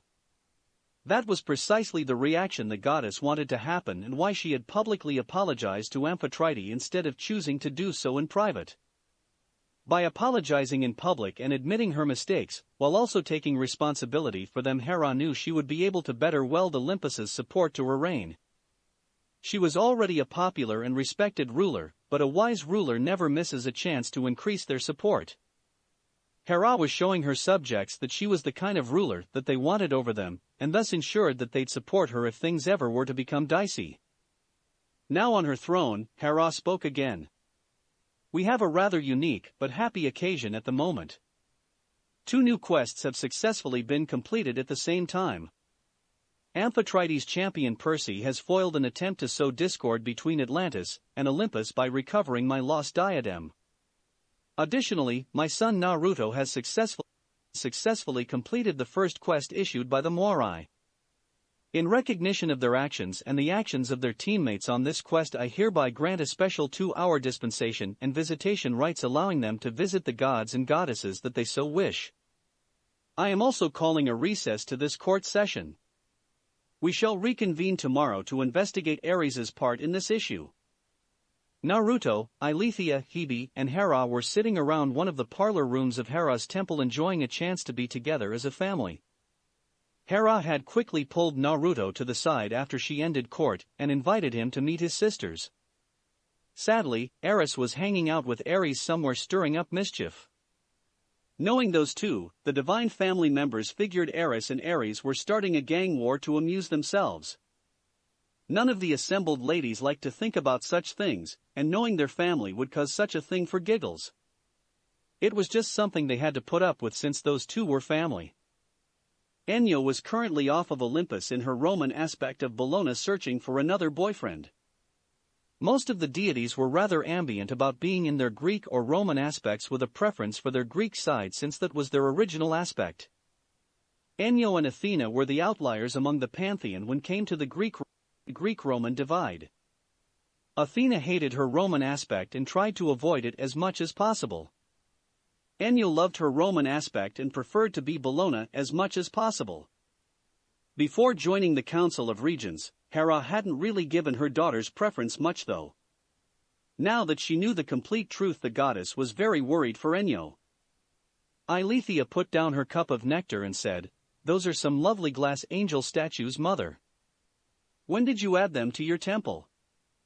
Hebe and Naruto followed Eilithia's gaze to a small shelf with 6 small glass angel statues about 6 inches tall. Hera had a wince of pain on her face when Eilithia mentioned those recent decorations, and the queen was thankful none of her children saw the wince as they were looking at the statues. Hera then masked her pain by saying, "I got those a couple of months ago from a mortal store. I thought they would add a nice homely touch to this room." Hera hadn't gotten those statues for decoration. They were memorials to the 6 of her children with Zeus that the council had needed to expunge from existence due to being born as demons. While the ruler within her understood and accepted the necessity of the council's actions, the mother within Hera wept and raged over the loss of her children that she hadn't even been able to remember even having. She had lost 6 of her 12 children to demonhood. Hera refused to lose a 7th. Once they were done looking at the statues, Hebe and Eilithia started an animated conversation with Naruto. The 2 goddesses were intrigued with their younger demigod half-brother. Having a half-brother was a normal situation for them, but this was the only time the half-brother came from their mother instead of their father. Then there was the fact that neither sister could read their brother's mind, which was unique for half-bloods. They had observed Naruto with remote viewing techniques from time to time and knew that he had a friendly and agreeable personality. Add in Artemis's friendship and need to become their sister-in-law, as well as being their half-sister, and Naruto had the goddess's interest. Seeing her son and daughters connect as siblings brought a smile to Hera's face. Many half-bloods would have been arrogant at having the opportunity to talk with goddesses. Naruto didn't have any arrogance in him. All he cared about was the fact that he got a chance to be with his mother and sisters. The fact that they were goddesses and he was a half-blood didn't matter to Naruto. The 3 siblings got more involved in their conversation as they got used to each other. Hera would occasionally add a comment or two, shifting the conversation one way or another. After about an hour into the conversation, Hera sensed an unfamiliar and yet familiar chakra sealed somewhere. She quickly deduced that the chakra was sealed in Naruto's left hand. The Kyuubi's chakra was still firmly sealed in Naruto's gut, which made the goddess curious. "Naruto, how did you get that extra source of chakra sealed in your hand?" Both Hebe and Eilithia turned to look at their brother. Hebe looked with curiosity while Eilithia looked with confusion. Hebe knew about chakra since she had a full-grown half-blood living in Miami that got chakra lessons from Naruto, along with a son of Triton and a son of Hermes who her son worked with, in addition to a clear-sighted mortal woman. There could have been a fourth member to the Miami chakra class, but the son of Nike, who was the only other half-blood in the city, didn't get along with the other three. Sad, but Nike's son ran a CSI team while Triton's, Hermes's, and Hebe's children were fix-it people of hire trying to get Hermes's and Hebe's sons back into the CIA. Eilithia was confused because she didn't really know about chakra since she didn't have any living half-blood children at the moment. Naruto looked down at his hand and felt like smacking himself. Seeing his mother again and his sisters for the first time had caused him to temporarily forget about meeting Minato/Hagoromo and everything that had happened in the mindscape. He related everything to his mother and sisters with appropriate editing, who listened to Naruto's story with rapt attention. Hera was especially interested in the tale since she thought Minato had damned himself for all eternity when he used the Shiki Fujin to seal the Kyuubi into Naruto. Everyone had been interested in hearing that Minato had been the latest in a series of incarnations, and the goddesses had been even more surprised when they heard who Minato's previous lives had been. Hebe started to chuckle when Naruto got to the part about Percy and his line of previous incarnations. "You mean to tell me that Poseidon's current half-blood that he gave to Amphitrite in order to avoid calling down misfortune due to his oath was Amphitrite's most powerful and famous son in a previous lifetime? The irony is just too much for me." Everyone looked at Hebe for a moment and then joined in the chuckle. The conversation then drifted on to lighter subjects for the remainder of Naruto's allotted time. Once Naruto's time was up, Hera escorted her son out of her palace and to Olympus's exit. Hera gave Naruto a kiss on the forehead when they got to the elevator and bid him goodbye. She then waited and watched the old-style elevator level indicator indicate that the elevator was going down until it got to the ground floor. When the elevator reached the ground floor, the goddess let out a small sigh and walked away from the closed doors. It was only 6 more days until she could see Naruto again in person. As Hera walked back to her temple, her mind turned to more serious matters. She had been able to get a good read on the power sealed into Naruto's hand, and it concerned her. The power was sealed tightly away and couldn't be noticed if one wasn't a very good sensor, which was surprising given that chakra sealed away was in the same league as Typhon and the Kyuubi. Percy had also been given a similar power, and Hera wouldn't be surprised the power sealed in her nephew's right hand was of similar size to the power sealed in Naruto. Why had Hagoromo given Naruto and Percy such power? The reason behind her mortal husband's original incarnation's actions wasn't nearly as important to the goddess as what she was going to do about the repercussions of his actions. Both Naruto and Percy would need to be trained to control their powers at some point. It would already be difficult enough in a few years when Hera planned to train Naruto in how to use the Kyuubi's chakra. Most of the gods and goddesses would have been enraged and frightened at the thought of a demigod having the power to rival Typhon. Now there were potentially 2 such demigods, with one of them possibly being able to be twice as strong as Typhon.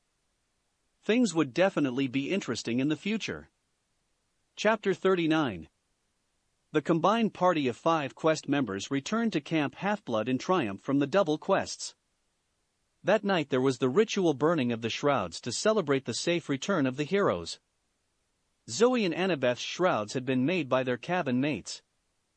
Since they didn't have any other members in their cabins, Naruto's and Percy's shrouds were made by volunteers from other cabins.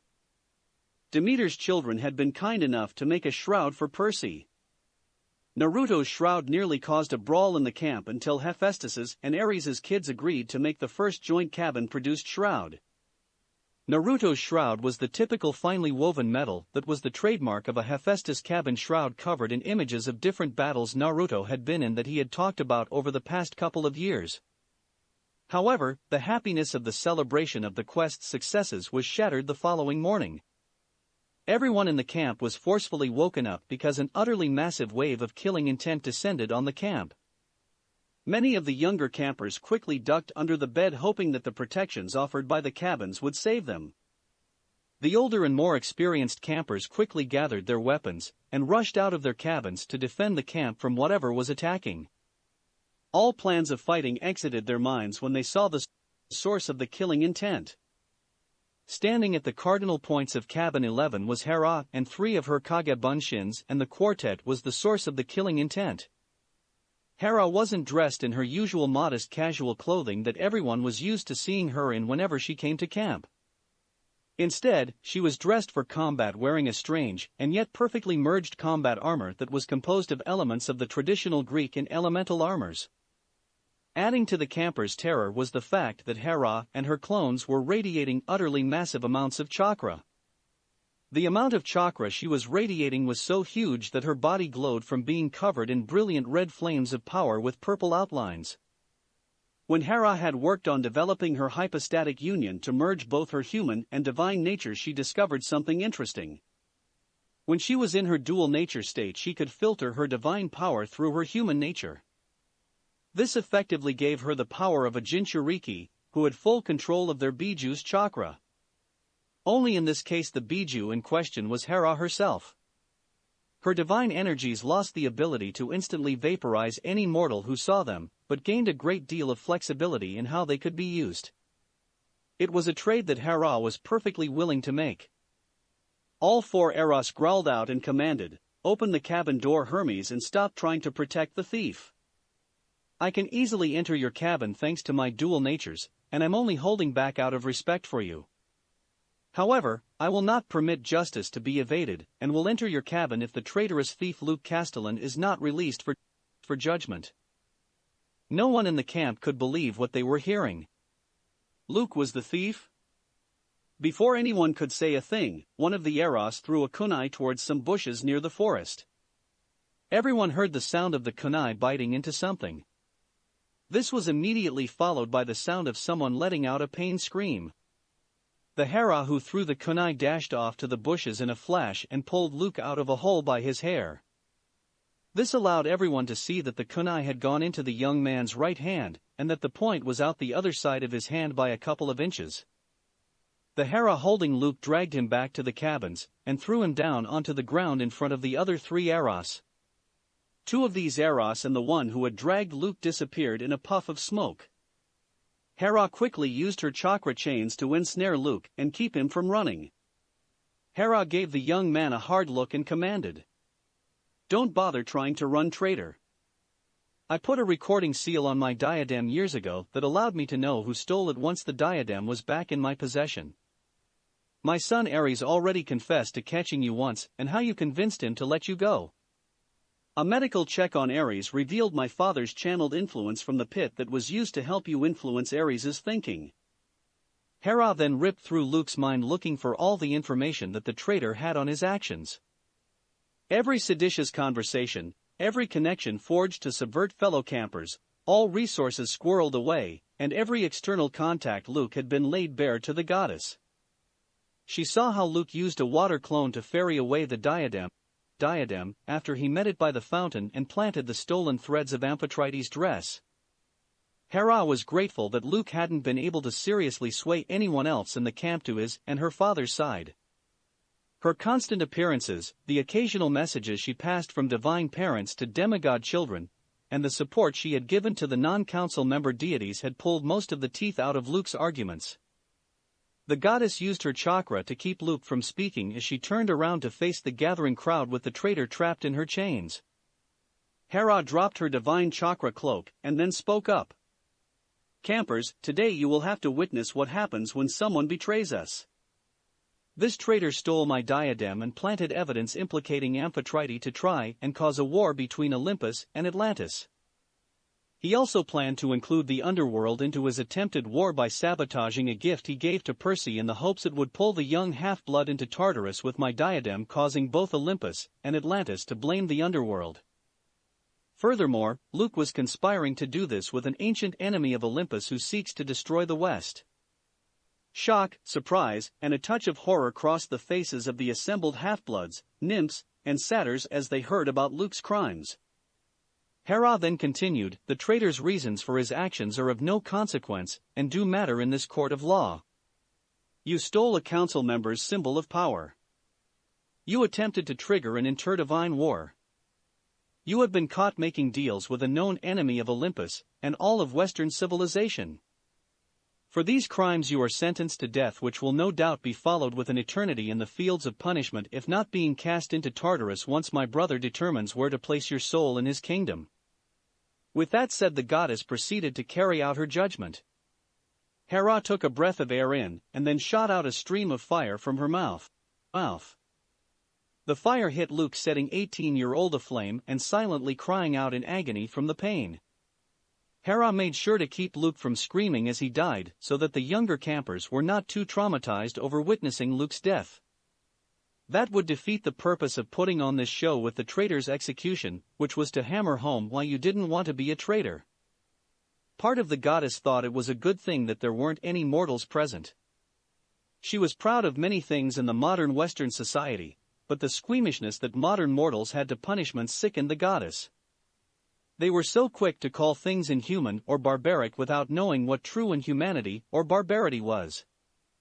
That same part of Hera also found the idea of anyone calling her manner of execution inhuman or barbaric to be darkly humorous. Even with her recently acquired human nature, she was still inhuman as a goddess. Also, mortals in Western civilization had killed people for centuries by fire over claims that the person in question had made a pact with the forces of hell, which was how they conceptualized Tartarus.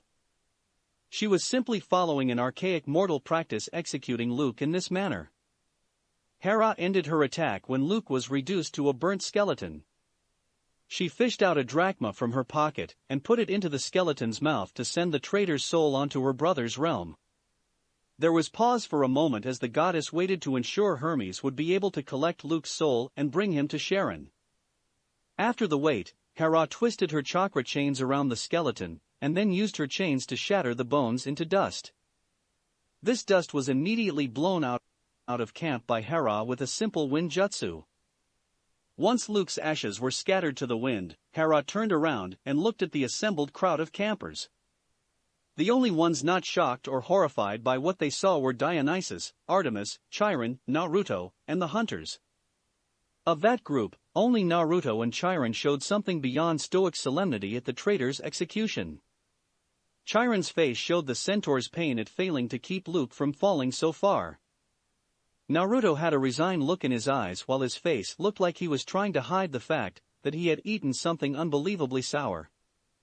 The goddess's posture shifted to a more somber mood as she spoke in a sad tone. "What you all just saw was not something anyone wanted to happen. No one ever wants a traitor to emerge in their ranks. In addition to the pain they cause with their traitorous actions, a traitor makes all of the bonds they have with a group feel like poison, turning happy and dear memories against everyone else. There is only one punishment that can bring justice to a traitor's actions, and that is the traitor's death. I don't have to read your mind to know the question that is on many of your minds. Could I have made the traitor's death quicker and cleaner? The answer is yes, I could have. But before you get upset, let me give you a question to think about. Why should the traitor have been given a quicker and less painful death when he tried to create a war which would have cost millions their lives? His actions have damned his soul to an eternity of suffering, so why should I delay that? The only payment for treachery when caught is death. This has been a fact of life since before the current age, and so the traitor must have known this fact. No doubt the next question that is forming in your minds is, why couldn't I have executed the traitor somewhere that we didn't have to watch? I could have done so and saved you all a lot of discomfort and likely nightmares if I had killed the traitor somewhere else. However, executing him here in front of you gave the traitor's death more of a purpose than simple punishment. It brought closure to the pain you're feeling over his betrayal, even if the pain will carry on for some time. More importantly, seeing the punishment helps to reinforce in all of your minds the will to stay on the correct path. When someone approaches you in a moment of weakness promising your heart's desire in return for treachery, you will be able to look back on this day and gain the resolve to defeat those who seek to turn you against your family. There was a heavy feeling of depression and misery throughout the camp a week after Luke's execution. Even though Luke's star in camp had fallen since his botch quest 2 years ago, he had still been an influential member of camp. Almost all of the campers had known him for years, several had learned a lot of swordplay from him, and many had trusted him like a close brother. The knowledge that he had betrayed them all so callously and utterly was not something they could easily accept. Additionally, most people at camp were used to thinking of Hera as Naruto's friendly mother who visited once a week to hang out with them and occasionally passed messages from their own parents to them. Seeing Hera in her avenging goddess mode was hard for many to reconcile with their image of the friendly ant-like figure. Not that any of this mattered to Naruto at the moment. He was currently in between activities at camp and was sitting on the porch of cabin 2 meditating. Something felt different about Naruto's chakra, and this was the first chance he had to really inspect it. He had sensed that something was different several days ago, but he wanted to wait until he was sure that Hagoromo's seal had fully stabilized and his system got used to it. While Naruto was not a medic ninja, he had enough basic medicine pounded into his skull by Sakura to know that massive changes to his chakra system required him to take it easy for a while. That's why he hadn't used any powerful jutsus after Percy regained his memories. If Naruto had access to a medic ninja, he might have been able to practice earlier, but since he didn't, he had to rely on the more time-consuming method of waiting for his chakra to have the same feeling for several days before checking. He should have done something like this during his Chunin exams when Orochimaru slapped that seal on him. However, he had been working on a time constraint and had been a bit of a dumbass back then. As Naruto meditated, his mental eye immediately went to his new seal. Part of Naruto was shocked by just how much power had been sealed away within him, as he could feel even in its dormant state that the power was as vast as the Kyuubi. The rest of Naruto was surprised by the lack of disruption the seal was causing him. Given what happened whenever the seal holding the Kyuubi was messed with, Naruto was half expecting it to have shot his chakra control to Tartarus. Instead, the utterly minuscule leakage from the seal was actually helping Naruto's control. What made Naruto even more surprised was the fact that his chakra was becoming more balanced thanks to the seal. His chakra had previously been heavily weighted to yang, and now it more evenly balanced between yin and yang like chakra was supposed to be. This would explain the better control, since it was easier to control balanced chakra over unbalanced chakra. A small smirk appeared on Naruto's face as he considered the possibility that he might be able to cast Jinjutsus of his own without having to rely on manipulating the mist. Next on Naruto's chakra check was the Kyuubi seal. He didn't do a deep enough check to end up in the prison within his mindscape. Such a check would actually go too deep and cause Naruto to miss the information he was trying to glean. The best way Naruto could describe how the Kyuubi seal normally felt to his chakra was that it was like a very warm door holding back a burning room. Bits of the Kyuubi's chakra would enter his chakra system like drops of hot oil being flicked onto water. Back when Naruto was a new genin, he hadn't noticed such things, because he didn't have needed skills of self-reflection and meditation to do something like this. Now the seal felt cold, for lack of a better word, and the Kyuubi's chakra was mingling much better in his system. What had happened to the Kyuubi when he and Percy had met the sage? Had the sage met with the fox when he had met with the two of them?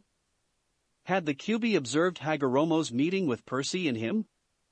Perhaps he should take a chance and visit the Kyuubi and the seal again after so many years. Before Naruto could act on that thought, he was pulled out of his meditation by the sound of someone walking up cabin 2 steps. Naruto opened his eyes to Annabeth standing in front of him with puffy cheeks and teary eyes. Annabeth nervously looked at Naruto and asked, "Can we talk about something in private?" It didn't take a genius to figure out what was bugging Cabin Six's counselor. Naruto unfolded his feet from the lotus position and stood up. He then opened cabin 2's door and silently motioned for Annabeth to enter. The younger half-blood entered the cabin first and Naruto closed the door behind them. He then pulled out the chair by his desk and offered it to the distraught girl, while quietly standing a reasonable distance away. Silence reigned in the cabin for almost a minute before Annabeth spoke in a quivering voice. "How do you get over something like what Luke did?" She looked up at Naruto with unshed tears in her eyes, desperate for an answer. A twinge of déjà vu hit Naruto, as he was reminded of a somewhat similar conversation he had with Jiraiya after the failed Sasuke retrieval mission. Circumstances were different, but in both cases Annabeth now, and he back then, were suffering emotional pain from losing someone they viewed as a brother to that person's betrayal. In many ways Naruto thought it was a good thing for Annabeth that Luke was dead and Ash. She wouldn't have to deal with the pain of watching a former brother commit heinous acts like Jiraiya had to with Orochimaru. There also wasn't the poisonous phantom hope that if she could just get Luke away from Gramps' influence and talk to him that he would come back like he had suffered for years with Sasuke. It hadn't been till after Naruto came to Earth and was able to look back on everything without the pressure of a time limit until Sasuke was Orochimaru's new suit or a collection of the deadliest criminals in the known countries out to kill him that Naruto had been able to clearly see what Jiraiya had tried to tell him years ago. Naruto firmly looked at Annabeth and said, "What I'm about to tell you, Annabeth, is something you don't want to hear, but you need to hear and learn. I've been in just the same situation as you are now, and a wise teacher, who had also gone through this kind of situation, tried to get me to understand what I'm about to tell you. I didn't want to hear what he had to say and wanted to change things to suit my own wishes. My denial of the truth, because I didn't like it, caused me and my friends literally years of suffering over a childish delusion. Some people choose to damn themselves for one reason or another. They might have a lot of different reasons at the surface for their actions that they'll tell to the world to justify their actions. However, the truth is that these people are actually motivated by greed to have what they want, and they do not care who they hurt or if they have a right to whatever it is they want. If the object of their desire is something that will come to them in the future, then they demand that it come to them sooner. Desiring something or even being greedy is not damning actions in and of themselves. In many cases these things are positive or just harmless. Take Artemis and her desire to protect her hunters as an example of desire leading to positive actions, since she is willing to do things that she would rather not in order to see to the hunter's protection. Or you can take me and my love of ramen as an example of these things being harmless, since I will freely admit that I can be greedy when it comes to eating ramen. What damns people is that they either simply do not care about what happens to get what they want, or they just consider it acceptable if others suffer greatly so they can get what they want. Everyone wants things, and many people accidentally hurt someone or cause problems trying to get what they want. When that happens, almost everyone will feel some measure of sorrow, and if offered the chance to do things again, would try to pursue their goals in a better manner. However, there are a few people that if offered a chance to do things over, either wouldn't change their actions, or would be even more ruthless in pursuit of their goals. Naruto paused for a moment to let what he had said sink into Annabeth. This speech was a lot wordier than the one Jiraiya had with him, but it would probably help Annabeth a lot more than if she got the speech he was given. Tartarus, if Naruto had been given a speech like this back in his early ninja days, he would have tuned his sensei out before a third of the speech was done. Once Naruto was sure Annabeth had absorbed his speech, he continued, "Sadly, Luke decided to become one of these people. Why he did so I do not know, as Mom didn't bring that up in her announcement of Luke's punishment. As my mother said, the why behind Luke's actions do not matter in the grand scheme of things in comparison to what he did and what he tried to do. Attaching special weight to a person's actions because of what drove them to commit those actions, or the intentions behind them, is a foolish notion that many mortals have picked up. Do not mistake their foolishness as anything but what it is, and do not adopt such an action yourself." Annabeth. Pain, a person from the elemental countries, was driven by a dream to create worldwide peace when he attacked Konoha, wrecking most of the buildings and killing many villagers. When I spoke to him after defeating his paths about his dream, and how what he was doing would not achieve his goals, I did not cut him slack, because he desired peace. He desires didn't make there be less property damage or lives lost than if he wanted war. In all honesty, I wanted to kill him for what he had done to Konoha, and especially for him killing our teacher Jiraiya. I held back from my desires for vengeance because it would just trigger another round of warfare. We were able to use our shared desire for peace as a starting point to make real peace. However, our desires to make peace did not make the peace. It was our mutual willingness to hold back on lashing out for our different reasons at each other, and the willingness to accept things that we both could live with that made peace. I'm going on this tangent to try and show you why what you do matters far more than why you do it. Am I making any sense on this point? Annabeth gave Naruto a look that said that the jury was out on the point about actions mattering more than motive. Naruto fought back the urge to frown, because it all sounded so much clearer to him in his head. He then took a few steps and gently placed a hand on Annabeth's shoulder in a brotherly manner. In a gentler manner Naruto continued, I do know what you're going through because I lost someone who I thought of as a brother when he decided to become one of those people I described. Unlike Luke, Sasuke was able to escape and last I heard was roaming free in my homelands. Another traitor placed a seal on him to tempt Sasuke to join him for power. For years I held on to the hope that the seal was messing with Sasuke's head. This was in face of the evidence of someone else in Konoha, who had the seal and wouldn't support Orochimaru for anything in the world or my own growing knowledge of Fuinjutsu. When I first heard that Sasuke had defeated Orochimaru, I thought he had somehow freed himself from Orochimaru's control, unwilling to accept the fact that Sasuke had betrayed Orochimaru over the fact that he no longer considered the snake Sannin useful to him anymore. I even had a mental breakdown from all of the stress in my life when one of my enemies told me point blank that Sasuke only wanted to destroy Konoha for some twisted idea of vengeance after he killed his brother, tried to kidnap a foreign ninja, and attacked all of the Kages. That breakdown after Tobi told him the truth was not something Naruto was proud of.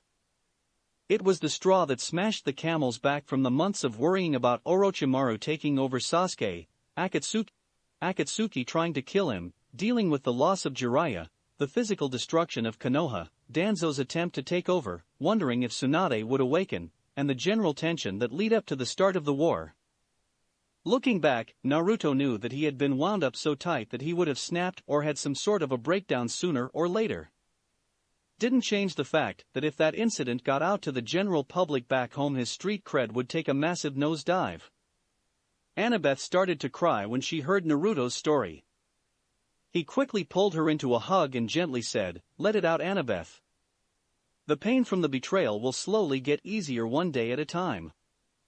Modern technological progress was not something most beings in the mystical world tended to think about. This was especially true of the Olympian deities, who were so used to controlling powers beyond mortal comprehension, or having abilities that had fired the imaginations of mortal technological progress for millennia. Oh, they were aware of mortal technologies when it entered their domains. Zeus had paid a great deal of attention when hot air balloons were invented, and was particularly annoyed when the mortal Wright brothers invented powered flight. Poseidon's paperwork had multiplied when submarines became practical. As for Artemis, NASA was under a permanent curse for shooting all those rockets at her chariot.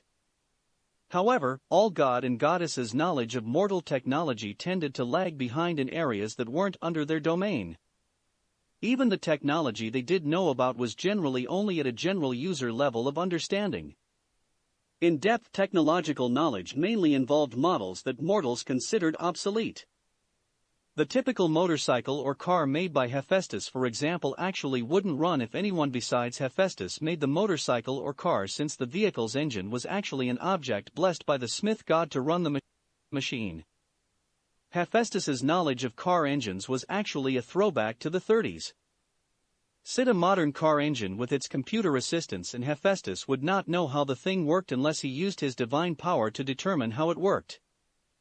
Not that Hephaestus would do that, as he would more likely just shrug his shoulders and proceed to make one of his own engines. No god or goddess was aware of Heptad's use of the darknet to communicate, and in all honesty the mystical encryption wasn't necessary for the organization.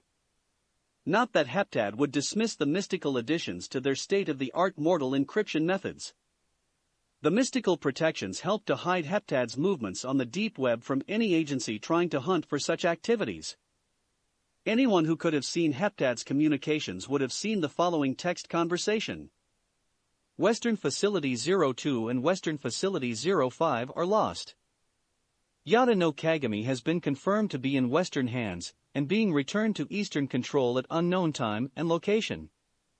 Attempts to restore Lord Moloch and unlock the first of Lord Hadad's heirs failed. This loss is considerable. Funding of mortal conflicts will have to be reassessed to deal with loss of incomes and our cash outlays needed to replace lost ascents in Western Zone. What is the status of Project Neon Goetia? Neon Goetia has had mixed results.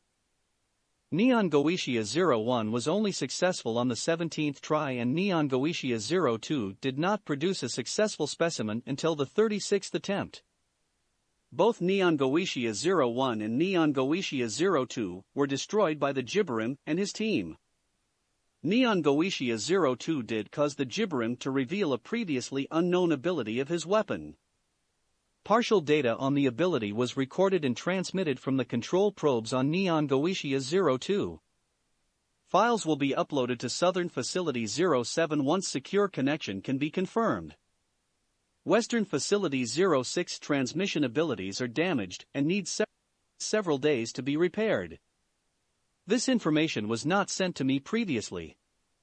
Was Western Facility 06 targeted by our enemies? Columbia is relatively quiet as far as our greater adversaries in the West are concerned and outside the control of what the lesser adversaries in the West consider the West. The damage on Western Facility 06 was not targeted by our true enemies. A drug cartel attacked the facility for its secondary purpose, trying to weaken a rival cartel, and the radio dish was destroyed. What are the setbacks from this attack on Western Facility 06? No setback besides the damage to the radio dish. Our esoteric forces in the area destroyed the cartel and absorbed its assets. Those assets should help in building new Western Facilities 02 and 05 once new locations have been chosen. Profitable members of the cartel forces' families are being shipped to Western Facility 07 and Eastern Facility 03 for sale on slave market. And profitable members of those families are being processed for organ sale. That is some good news out of this whole debacle. All information on Project Neon Goetia is being sent to Southern Facility 14 and Northern Facility 09. Operatives in Iraq have recovered a bone from an ancient Musmahu. This bone is being shipped to Western Facility 01, where it is then to be sent to Northern Facility 09 for analysis and possible inclusion in Neon Goetia 04. Intelligence has recently determined that some fossilized remains of a Kalet are in the West. This information will be transmitted to you once the information on the Jibbarim's weapon has been received by Southern Facility 07. Retrieve these remains if they truly exist and send them to Southern Facility 14 for inclusion in Project Neon Goetia. It will be done. I request a full council of the Grigori to be called soon. Our losses incurred by the Jibbarim and the death of the Black Prophet by the Jibbarim's mother have destroyed our primary and secondary plans for the West. A meeting will be called soon. Our adversaries in the East have been quite aggressive in trying to find us, and I have heard of some losses in that area. The adversaries in the North are also causing some trouble even in their weakened state. Things have only been going smoothly here in the South, and that is because of the magicians are unknowingly helping us by containing our adversaries in the South. I will inform you of when the meeting is to take place once I have consulted with Grigori 01. This is the end of our transition. Grigori 03 out. Grigori 07 out. Chapter 40. Naruto and Artemis were walking along the shore of Camp Half-Blood looking out onto the ocean. The sun was shining brightly on the duo, a bit too brightly for Naruto where he was feeling extra warm from the sun's rays.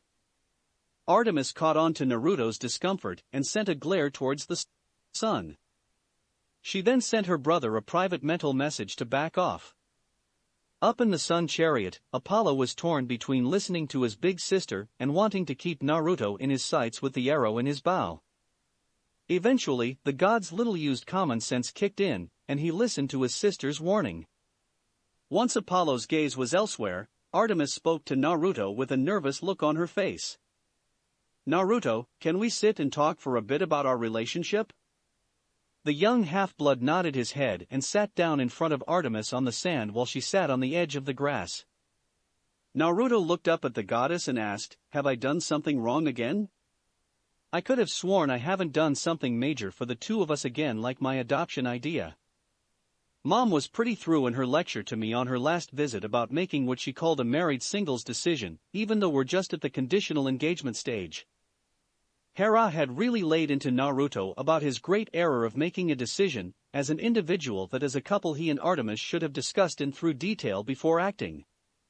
As the goddess of marriage, Hera knew that such actions only caused problems for couples. Artemis wrapped her arms around her legs and half hid her face from Naruto behind her raised knees. Her cheeks were tinted golden from the ichor flowing to her cheeks. Artemis swallowed some of her nervousness and then began to speak. "No, Naruto, you haven't done something wrong. I want to talk to you about us." Well, the thing is that Artemis struggled to voice the words she wanted, or rather needed to say. Naruto wasn't sure what he should do. It was obvious to him that something was important and bugging Artemis. However, Naruto didn't have the first clue what Artemis could be thinking about. He soon decided to fall back to the default answer of any guy, which was waiting patiently for his significant other to tell him what the problem was. That appeared to be the correct answer for Naruto to choose as Artemis closed her eyes, took a deep breath, and started to speak again. "Naruto, I want you to stop trying to find a way to end the wager that led to our engagement." She then produced the Uzumaki clan seal and a key made of deer antlers. "I'm returning your clan seal because I don't need a pledge to trust your word, Naruto. I also am offering you this key as a gift and sign of our future alliance that will be solidified by our marriage bond. This key was especially created for you. With this key, all temples and other locations sacred to me will automatically unlock to you. I've also had a feature added to the key that will allow you to teleport into any of my temples with your Hiraishin Jutsu." Artemis's cheeks were completely golden from embarrassment as she handed the key and the seal to Naruto. Coming up with a gift to showcase their alliance by the duo's future marriage had not been easy for Artemis. It was necessary given that most of the marriage customs of Olympus dated back to ancient Greece, and the exchange of gifts to show the alliance that occurred with a marriage was one of those customs that the Olympians had kept.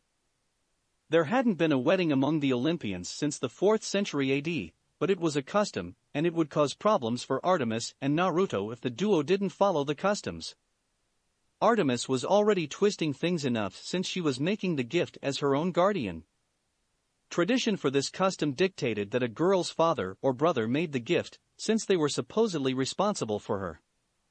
Her choice of gift was odd and very nerve-wracking for Artemis. The gift was supposed to be something valuable to show the importance of the alliance that the marriage created. Back in ancient Greece, mortals typically exchanged livestock with a preference for cattle in their pre-marriage gift exchange.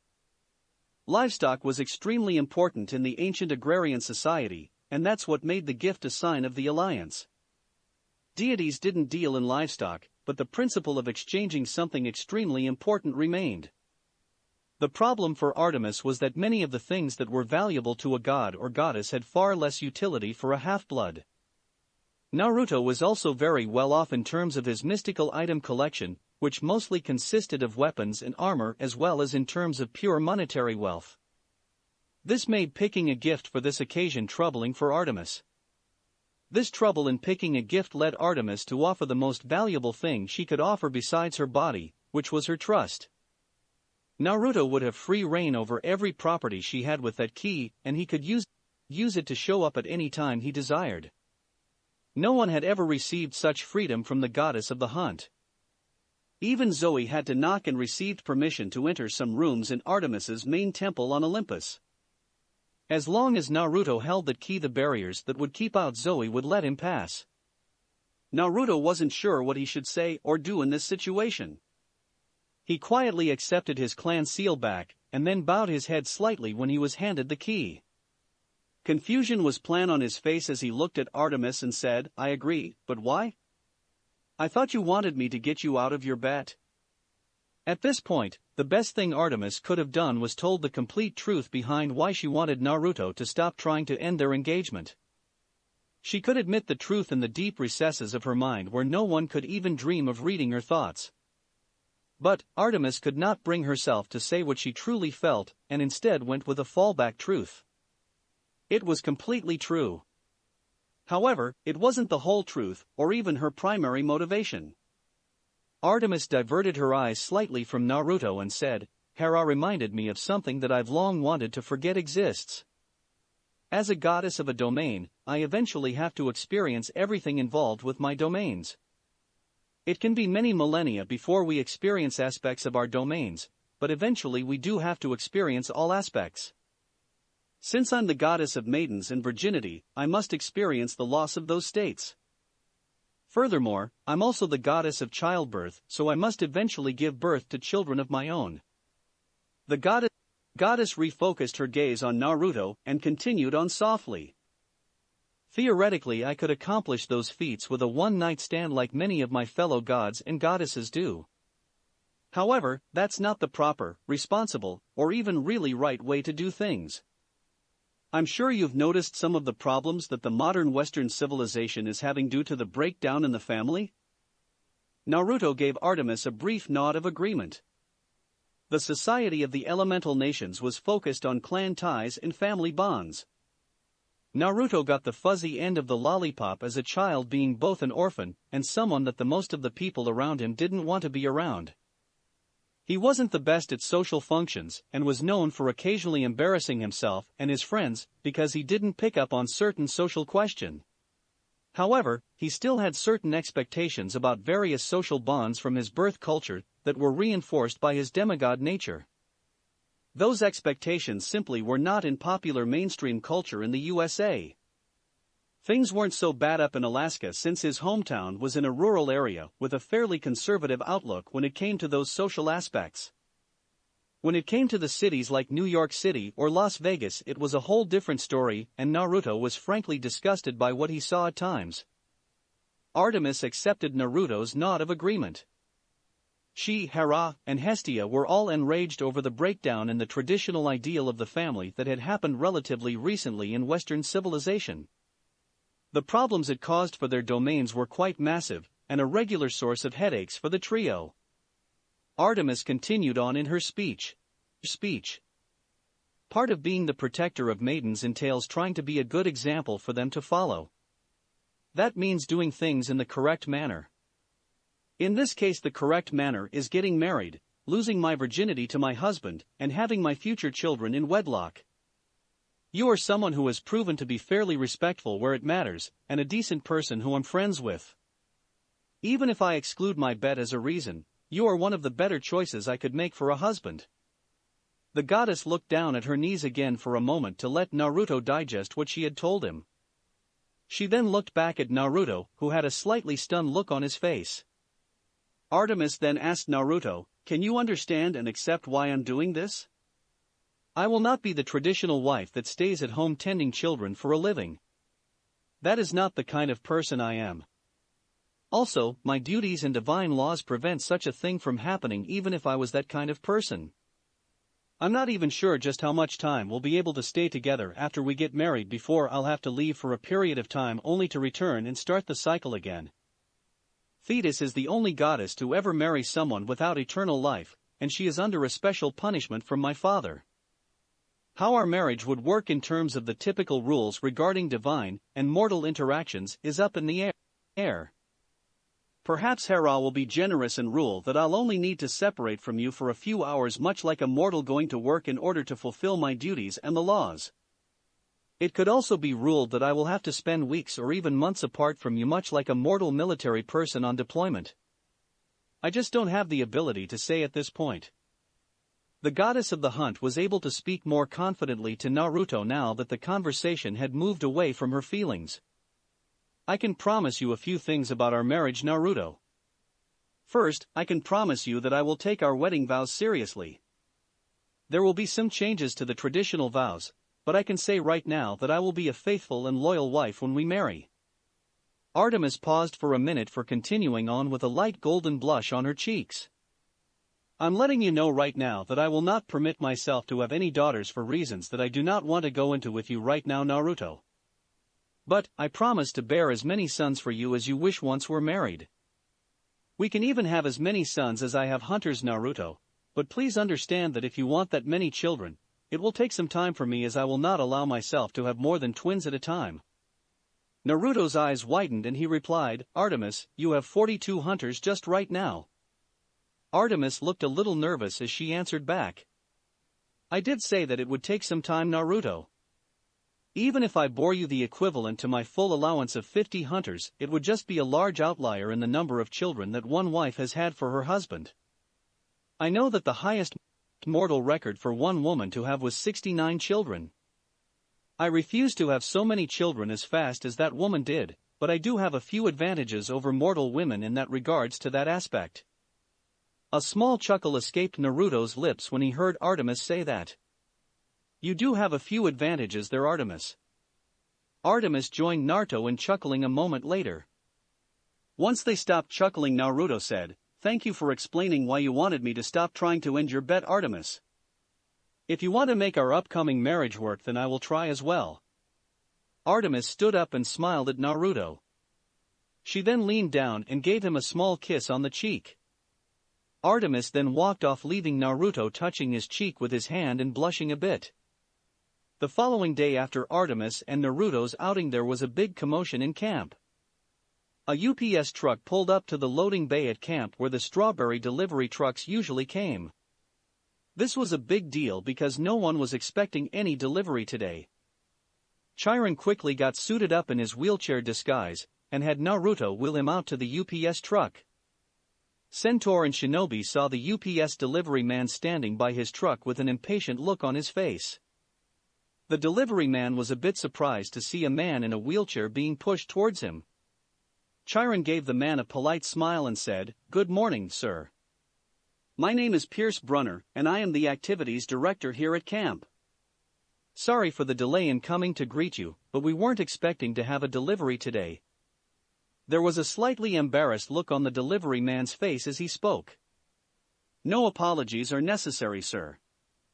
I just got several packages to deliver here, and was instructed to wait for someone to sign for the packages. Chiron asked, Do you know who sent the packages, or what's in them? As I said earlier, we weren't expecting any packages today. Chiron was being cautious as things had been changing very rapidly around camp these last couple of years. With these constant changes, he wasn't as sure of things going as they usually did, and that put him on guard. There was no guarantee that this wasn't some monster attempt to sneak inside camp. This was especially true since Hermes was upset over the execution of Luke, since the boy was his favorite son even though he was a traitor. Let me check, sir. The delivery man looked down at his clipboard and said, Okay, here it is. The packages were sent from a game company's distribution center. I remember that address since I've had some deliveries from there. As for what's in it, I can't say. The manifest just lists 12 packages, and each package is supposed to be delivered to a separate cabin with the cabin number written on each package. Chiron nodded his head and said, Thank you for telling me, sir. Naruto here is the counselor of Cabin 2, and he can help you get the packages out of the truck. I'll check over the packages here before sending them to the cabins they are supposed to be delivered to here. After all, we don't want someone sending something to the kids here that they shouldn't have. Chiron then signed off on the delivery, and Naruto helped the deliveryman get the packages off of the truck. Once the deliveryman had left, Naruto opened the package for Cabin 2 with his hand on a kunai ready for possible trouble. The package, like all of the others, was 2 feet high, 2 feet wide, and 4 feet long. He lifted the top of the box to reveal over a dozen smaller boxes, several books, and a letter inside the outer packaging. Naruto turned to look at Chiron, who was just as puzzled as he was at this unexpected turn of events. Naruto holstered his kunai and picked up the letter in the package for Cabin 2. He then began to read it out loud. Naruto, I wanted to show my appreciation for your extra lessons to help the alumni of Camp Half-Blood. That Kawarimi Jutsu has been a godsend for dealing with irate fanboys at mortal conventions. As a sign of my appreciation, I decided to increase the army size in the package for your army compared to the other cabin's armies in my donation. I think you'll have fun with this army. It seems appropriate to me for you to have it even if it's not my preferred codex for Space Marines. I've also had all of the codices in my packages translated into Ancient Greek. Enjoy and have fun. The shinobi looked into the box and picked up one of the books. He looked at the title and saw Codex, Space Wolves. Naruto then looked into the package and examined the boxes inside to see that they were boxes of models for the codex in his hand. Naruto turned to Chiron and said with a smile, "They're game pieces. One of the alumni sent us a bunch of game pieces." Chiron got out of his wheelchair and walked over to look at the package Naruto had opened. While Naruto started to look at the army packages, Chiron picked up Naruto's letter that was off to the side. Something in what Naruto had read aloud reminded the centaur of one of the currently living alumni. He quickly glanced at the handwriting and confirmed his suspicions about his former pupil's identity. Chiron also felt a headache start to form, wondering what sort of discord that son of Eris was going to cause in the camp with his gift. It turns out that Chiron's instincts were correct about that alumni's gift causing all sorts of headaches in camp. On the one hand, many campers found 40K to be a fun game for them to play. The fact that the rule books were all in Ancient Greek was a major plus for many campers compared to other games they could get at the stores. It was also seen as something special that an adult half-blood had been generous enough to give gifts to the camp equal to several $1,000s. It wasn't much of a surprise to see a table or two being used by some campers with free time to play war games with the new cabin armies. On the other hand, there were massive rows over the armies that had been sent to different cabins. Some half-bloods, like Hephaestus's kids with their new Necron army, were happy with their army and found it to somewhat appropriate for their cabin. A few like Percy and his new Ultramarine army with the special figurines drew some annoyance from members of other cabins. However, several half-bloods and Mr. D were not happy at the armies sent to their cabins. Mr. D didn't like the premise of Nurgle's game lore, even though his sons liked the added toughness to their army. Most of Aphrodite's children saw getting stuck with an army themed around Slaanesh to be a direct insult at them. A small few like Silena were able to take the backhanded compliment with good humor. This didn't really matter to Naruto and Percy at the moment, as they had a practice spar in the arena. Percy's skills had skyrocketed ever since his past lives had been brought to the surface. While their memories had been suppressed, the skills Percy had acquired in his past lives, and particularly those of Tobirama, had remained. An example of Percy's new skills was the fact that he could now speak a slightly archaic variant of Azerbaijani and Farsi, which he got from Ismail, along with a knack for poetry when he put his mind to it. However, Tobirama's memories and skills dominated what Percy had acquired from his past lives. The Nidame's abilities with ninjutsu, genjutsu, kenjutsu, and taijutsu were integrating with Percy's at a rate that made Chiron and several of the other counselors concerned. At night, Percy's dreams were typically memories from Tobirama's life that stayed when he woke up instead of the typical demigod dreams. Naruto even sent a letter to Hades for advice on Percy's situation to try and put people at ease over the effects of Percy's previous lives. Hades had replied to Naruto's letter to almost everyone's surprise, stating that it was to be expected given how Percy's past life as Tobirama had been summoned previously several times. The Lord of the Dead also warned Percy in that letter that if he ever used the Edo Tensei Jutsu, that he would send every monster in the underworld after Percy in order to throw the boy into Tartarus. Percy condensed the moisture in the air into a wall of water shoulder high and 3 feet thick, about 2 feet in front of him, and ducked behind the wall. 2 Rasengan cannon shots hit the wall, and another sailed just over the top where he had just been standing. The Rasengan attacks that hit the wall drilled into wall about 3/4 the way before they dissipated. Within seconds, Percy reformed the wall, removing any sign of Naruto's attack. A glance through the watery barrier revealed 3 Narutos looking rather smugly at him. The younger half-blood felt a vibration in the ground and realized what his cousin was planning. Percy jumped up seconds before Naruto emerged from the ground with his kanabo in hand. As Percy jumped, he twisted to avoid the shuriken thrown by the clones on the other side of his water wall. He then swerved in midair to avoid a swing from Naruto's Kanabo. However, Percy's swerve left him wide open to the second Naruto that emerged from the hole, using the first Naruto to hide his movements. This second Naruto's Kanabo solidly hit Percy, sending the boy plummeting to the ground. The second Naruto proceeded to grab the first Naruto and throw him towards Percy before vanishing in a puff of smoke. Naruto quickly caught the falling Percy and used his cousin to break his fall to the ground. Percy found himself with Naruto's knee on his neck after he was done seeing stars and tapped out of the match. Naruto got off of Percy and helped his opponent to his feet. Percy started to rub his neck and muttered, "Did you really have to hit so hard, Naruto? I wouldn't be too surprised if my organs start to bruise with that last combo." Naruto gave his cousin a pat on the shoulder and said, "Just take a quick swim in the lake and you'll be fine. You know you'll be better in a half hour or less, so there's no point to complain. Besides, you did better in this spar than you did in our last one.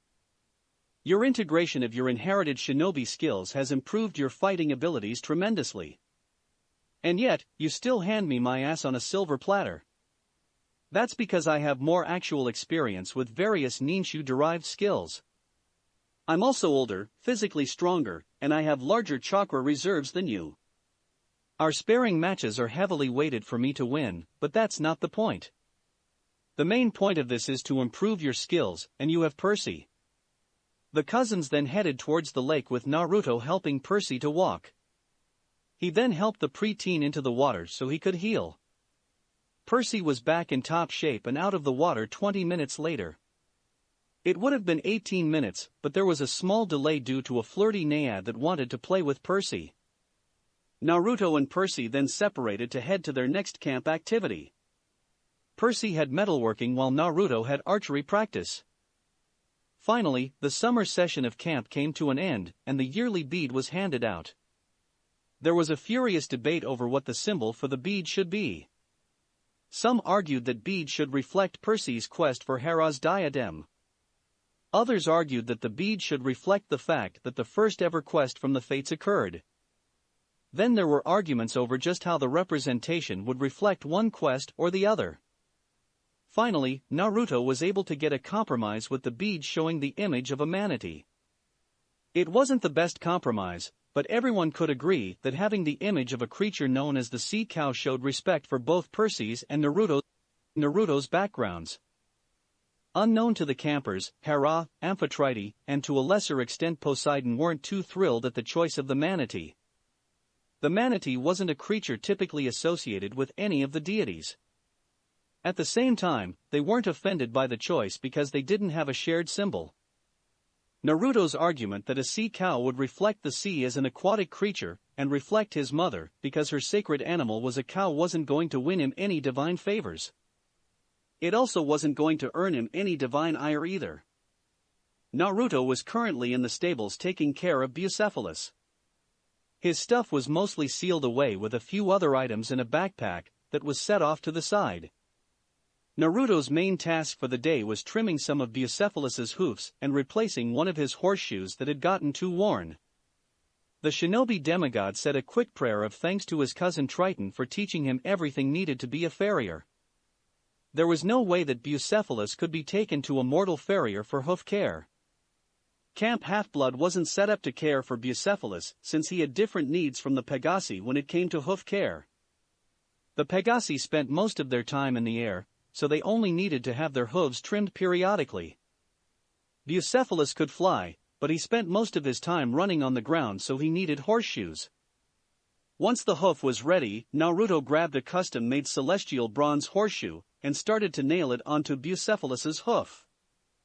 Bucephalus was extremely cooperative with this, knowing that the horseshoe was for his own good. Not that it would really matter since Naruto was trained to handle an uncooperative horse as well. Triton didn't consider Naruto's training done until he passed the American Farriers Association qualification test in order to take care of Bucephalus. Still, it was nice for Naruto that his steed was cooperating. Someone entered the stall just as Naruto was finishing with putting in the final nail for the horseshoe. Naruto looked up and saw that Percy had entered the stable wearing a backpack on his back. So, Naruto said as he returned to working on Bucephalus's hoof. I take it that you decided to not stay here for the school year? Percy nodded his head and said, Don't get me wrong. The school they run here is great. In fact, it's probably one of the best schools I've ever been in. I just miss my mom, and I want to see our new home. Don't worry, Percy, Naruto said as he the final steps for shooing Bucephalus. I can understand wanting to be with your mother as much as you can. Besides, you'll have me in town to help bail you out of trouble. That earned Naruto an amused snort from his cousin. Naruto seemed to get into just as much trouble as Percy did. The only difference was that Naruto was better at getting out of trouble. Naruto finished with the horseshoe and let Bucephalus try it out by walking a little bit. He then asked Percy while he was putting away his farrier tools. Have you said your goodbyes? Percy nodded his head and replied, Yes. It was easier than I expected. I guess knowing that you'll see everyone again makes it a little easier. I'm still going to miss everyone here at camp. A bittersweet smile appeared on Naruto's face. Saying goodbye is never easy, Percy. Trust me, I've had more experience with saying goodbye for long periods of time than I ever want to have. But you have to look at the bright side. Our friends here at camp will be safe either inside camp or at their homes where their skills will ensure their safety. They're also only an iris message away, which is more than I can say for my friends in the elemental nations. Percy nodded his head, accepted Naruto's advice. Bucephalus then returned from his test trot, and the boys proceeded to saddle up the 8-legged steed. The backpacks were strapped onto the sides of the saddle. Naruto did one last check to make sure everything was ready for the trip. He then got on Bucephalus with Percy sitting behind him. The boys then left Camp Half-Blood and headed for Alaska. The end. That's it for this reading. Hit like and subscribe for a free ticket pass going to the different worlds of anime fanfictions. Looking forward to having you on board again.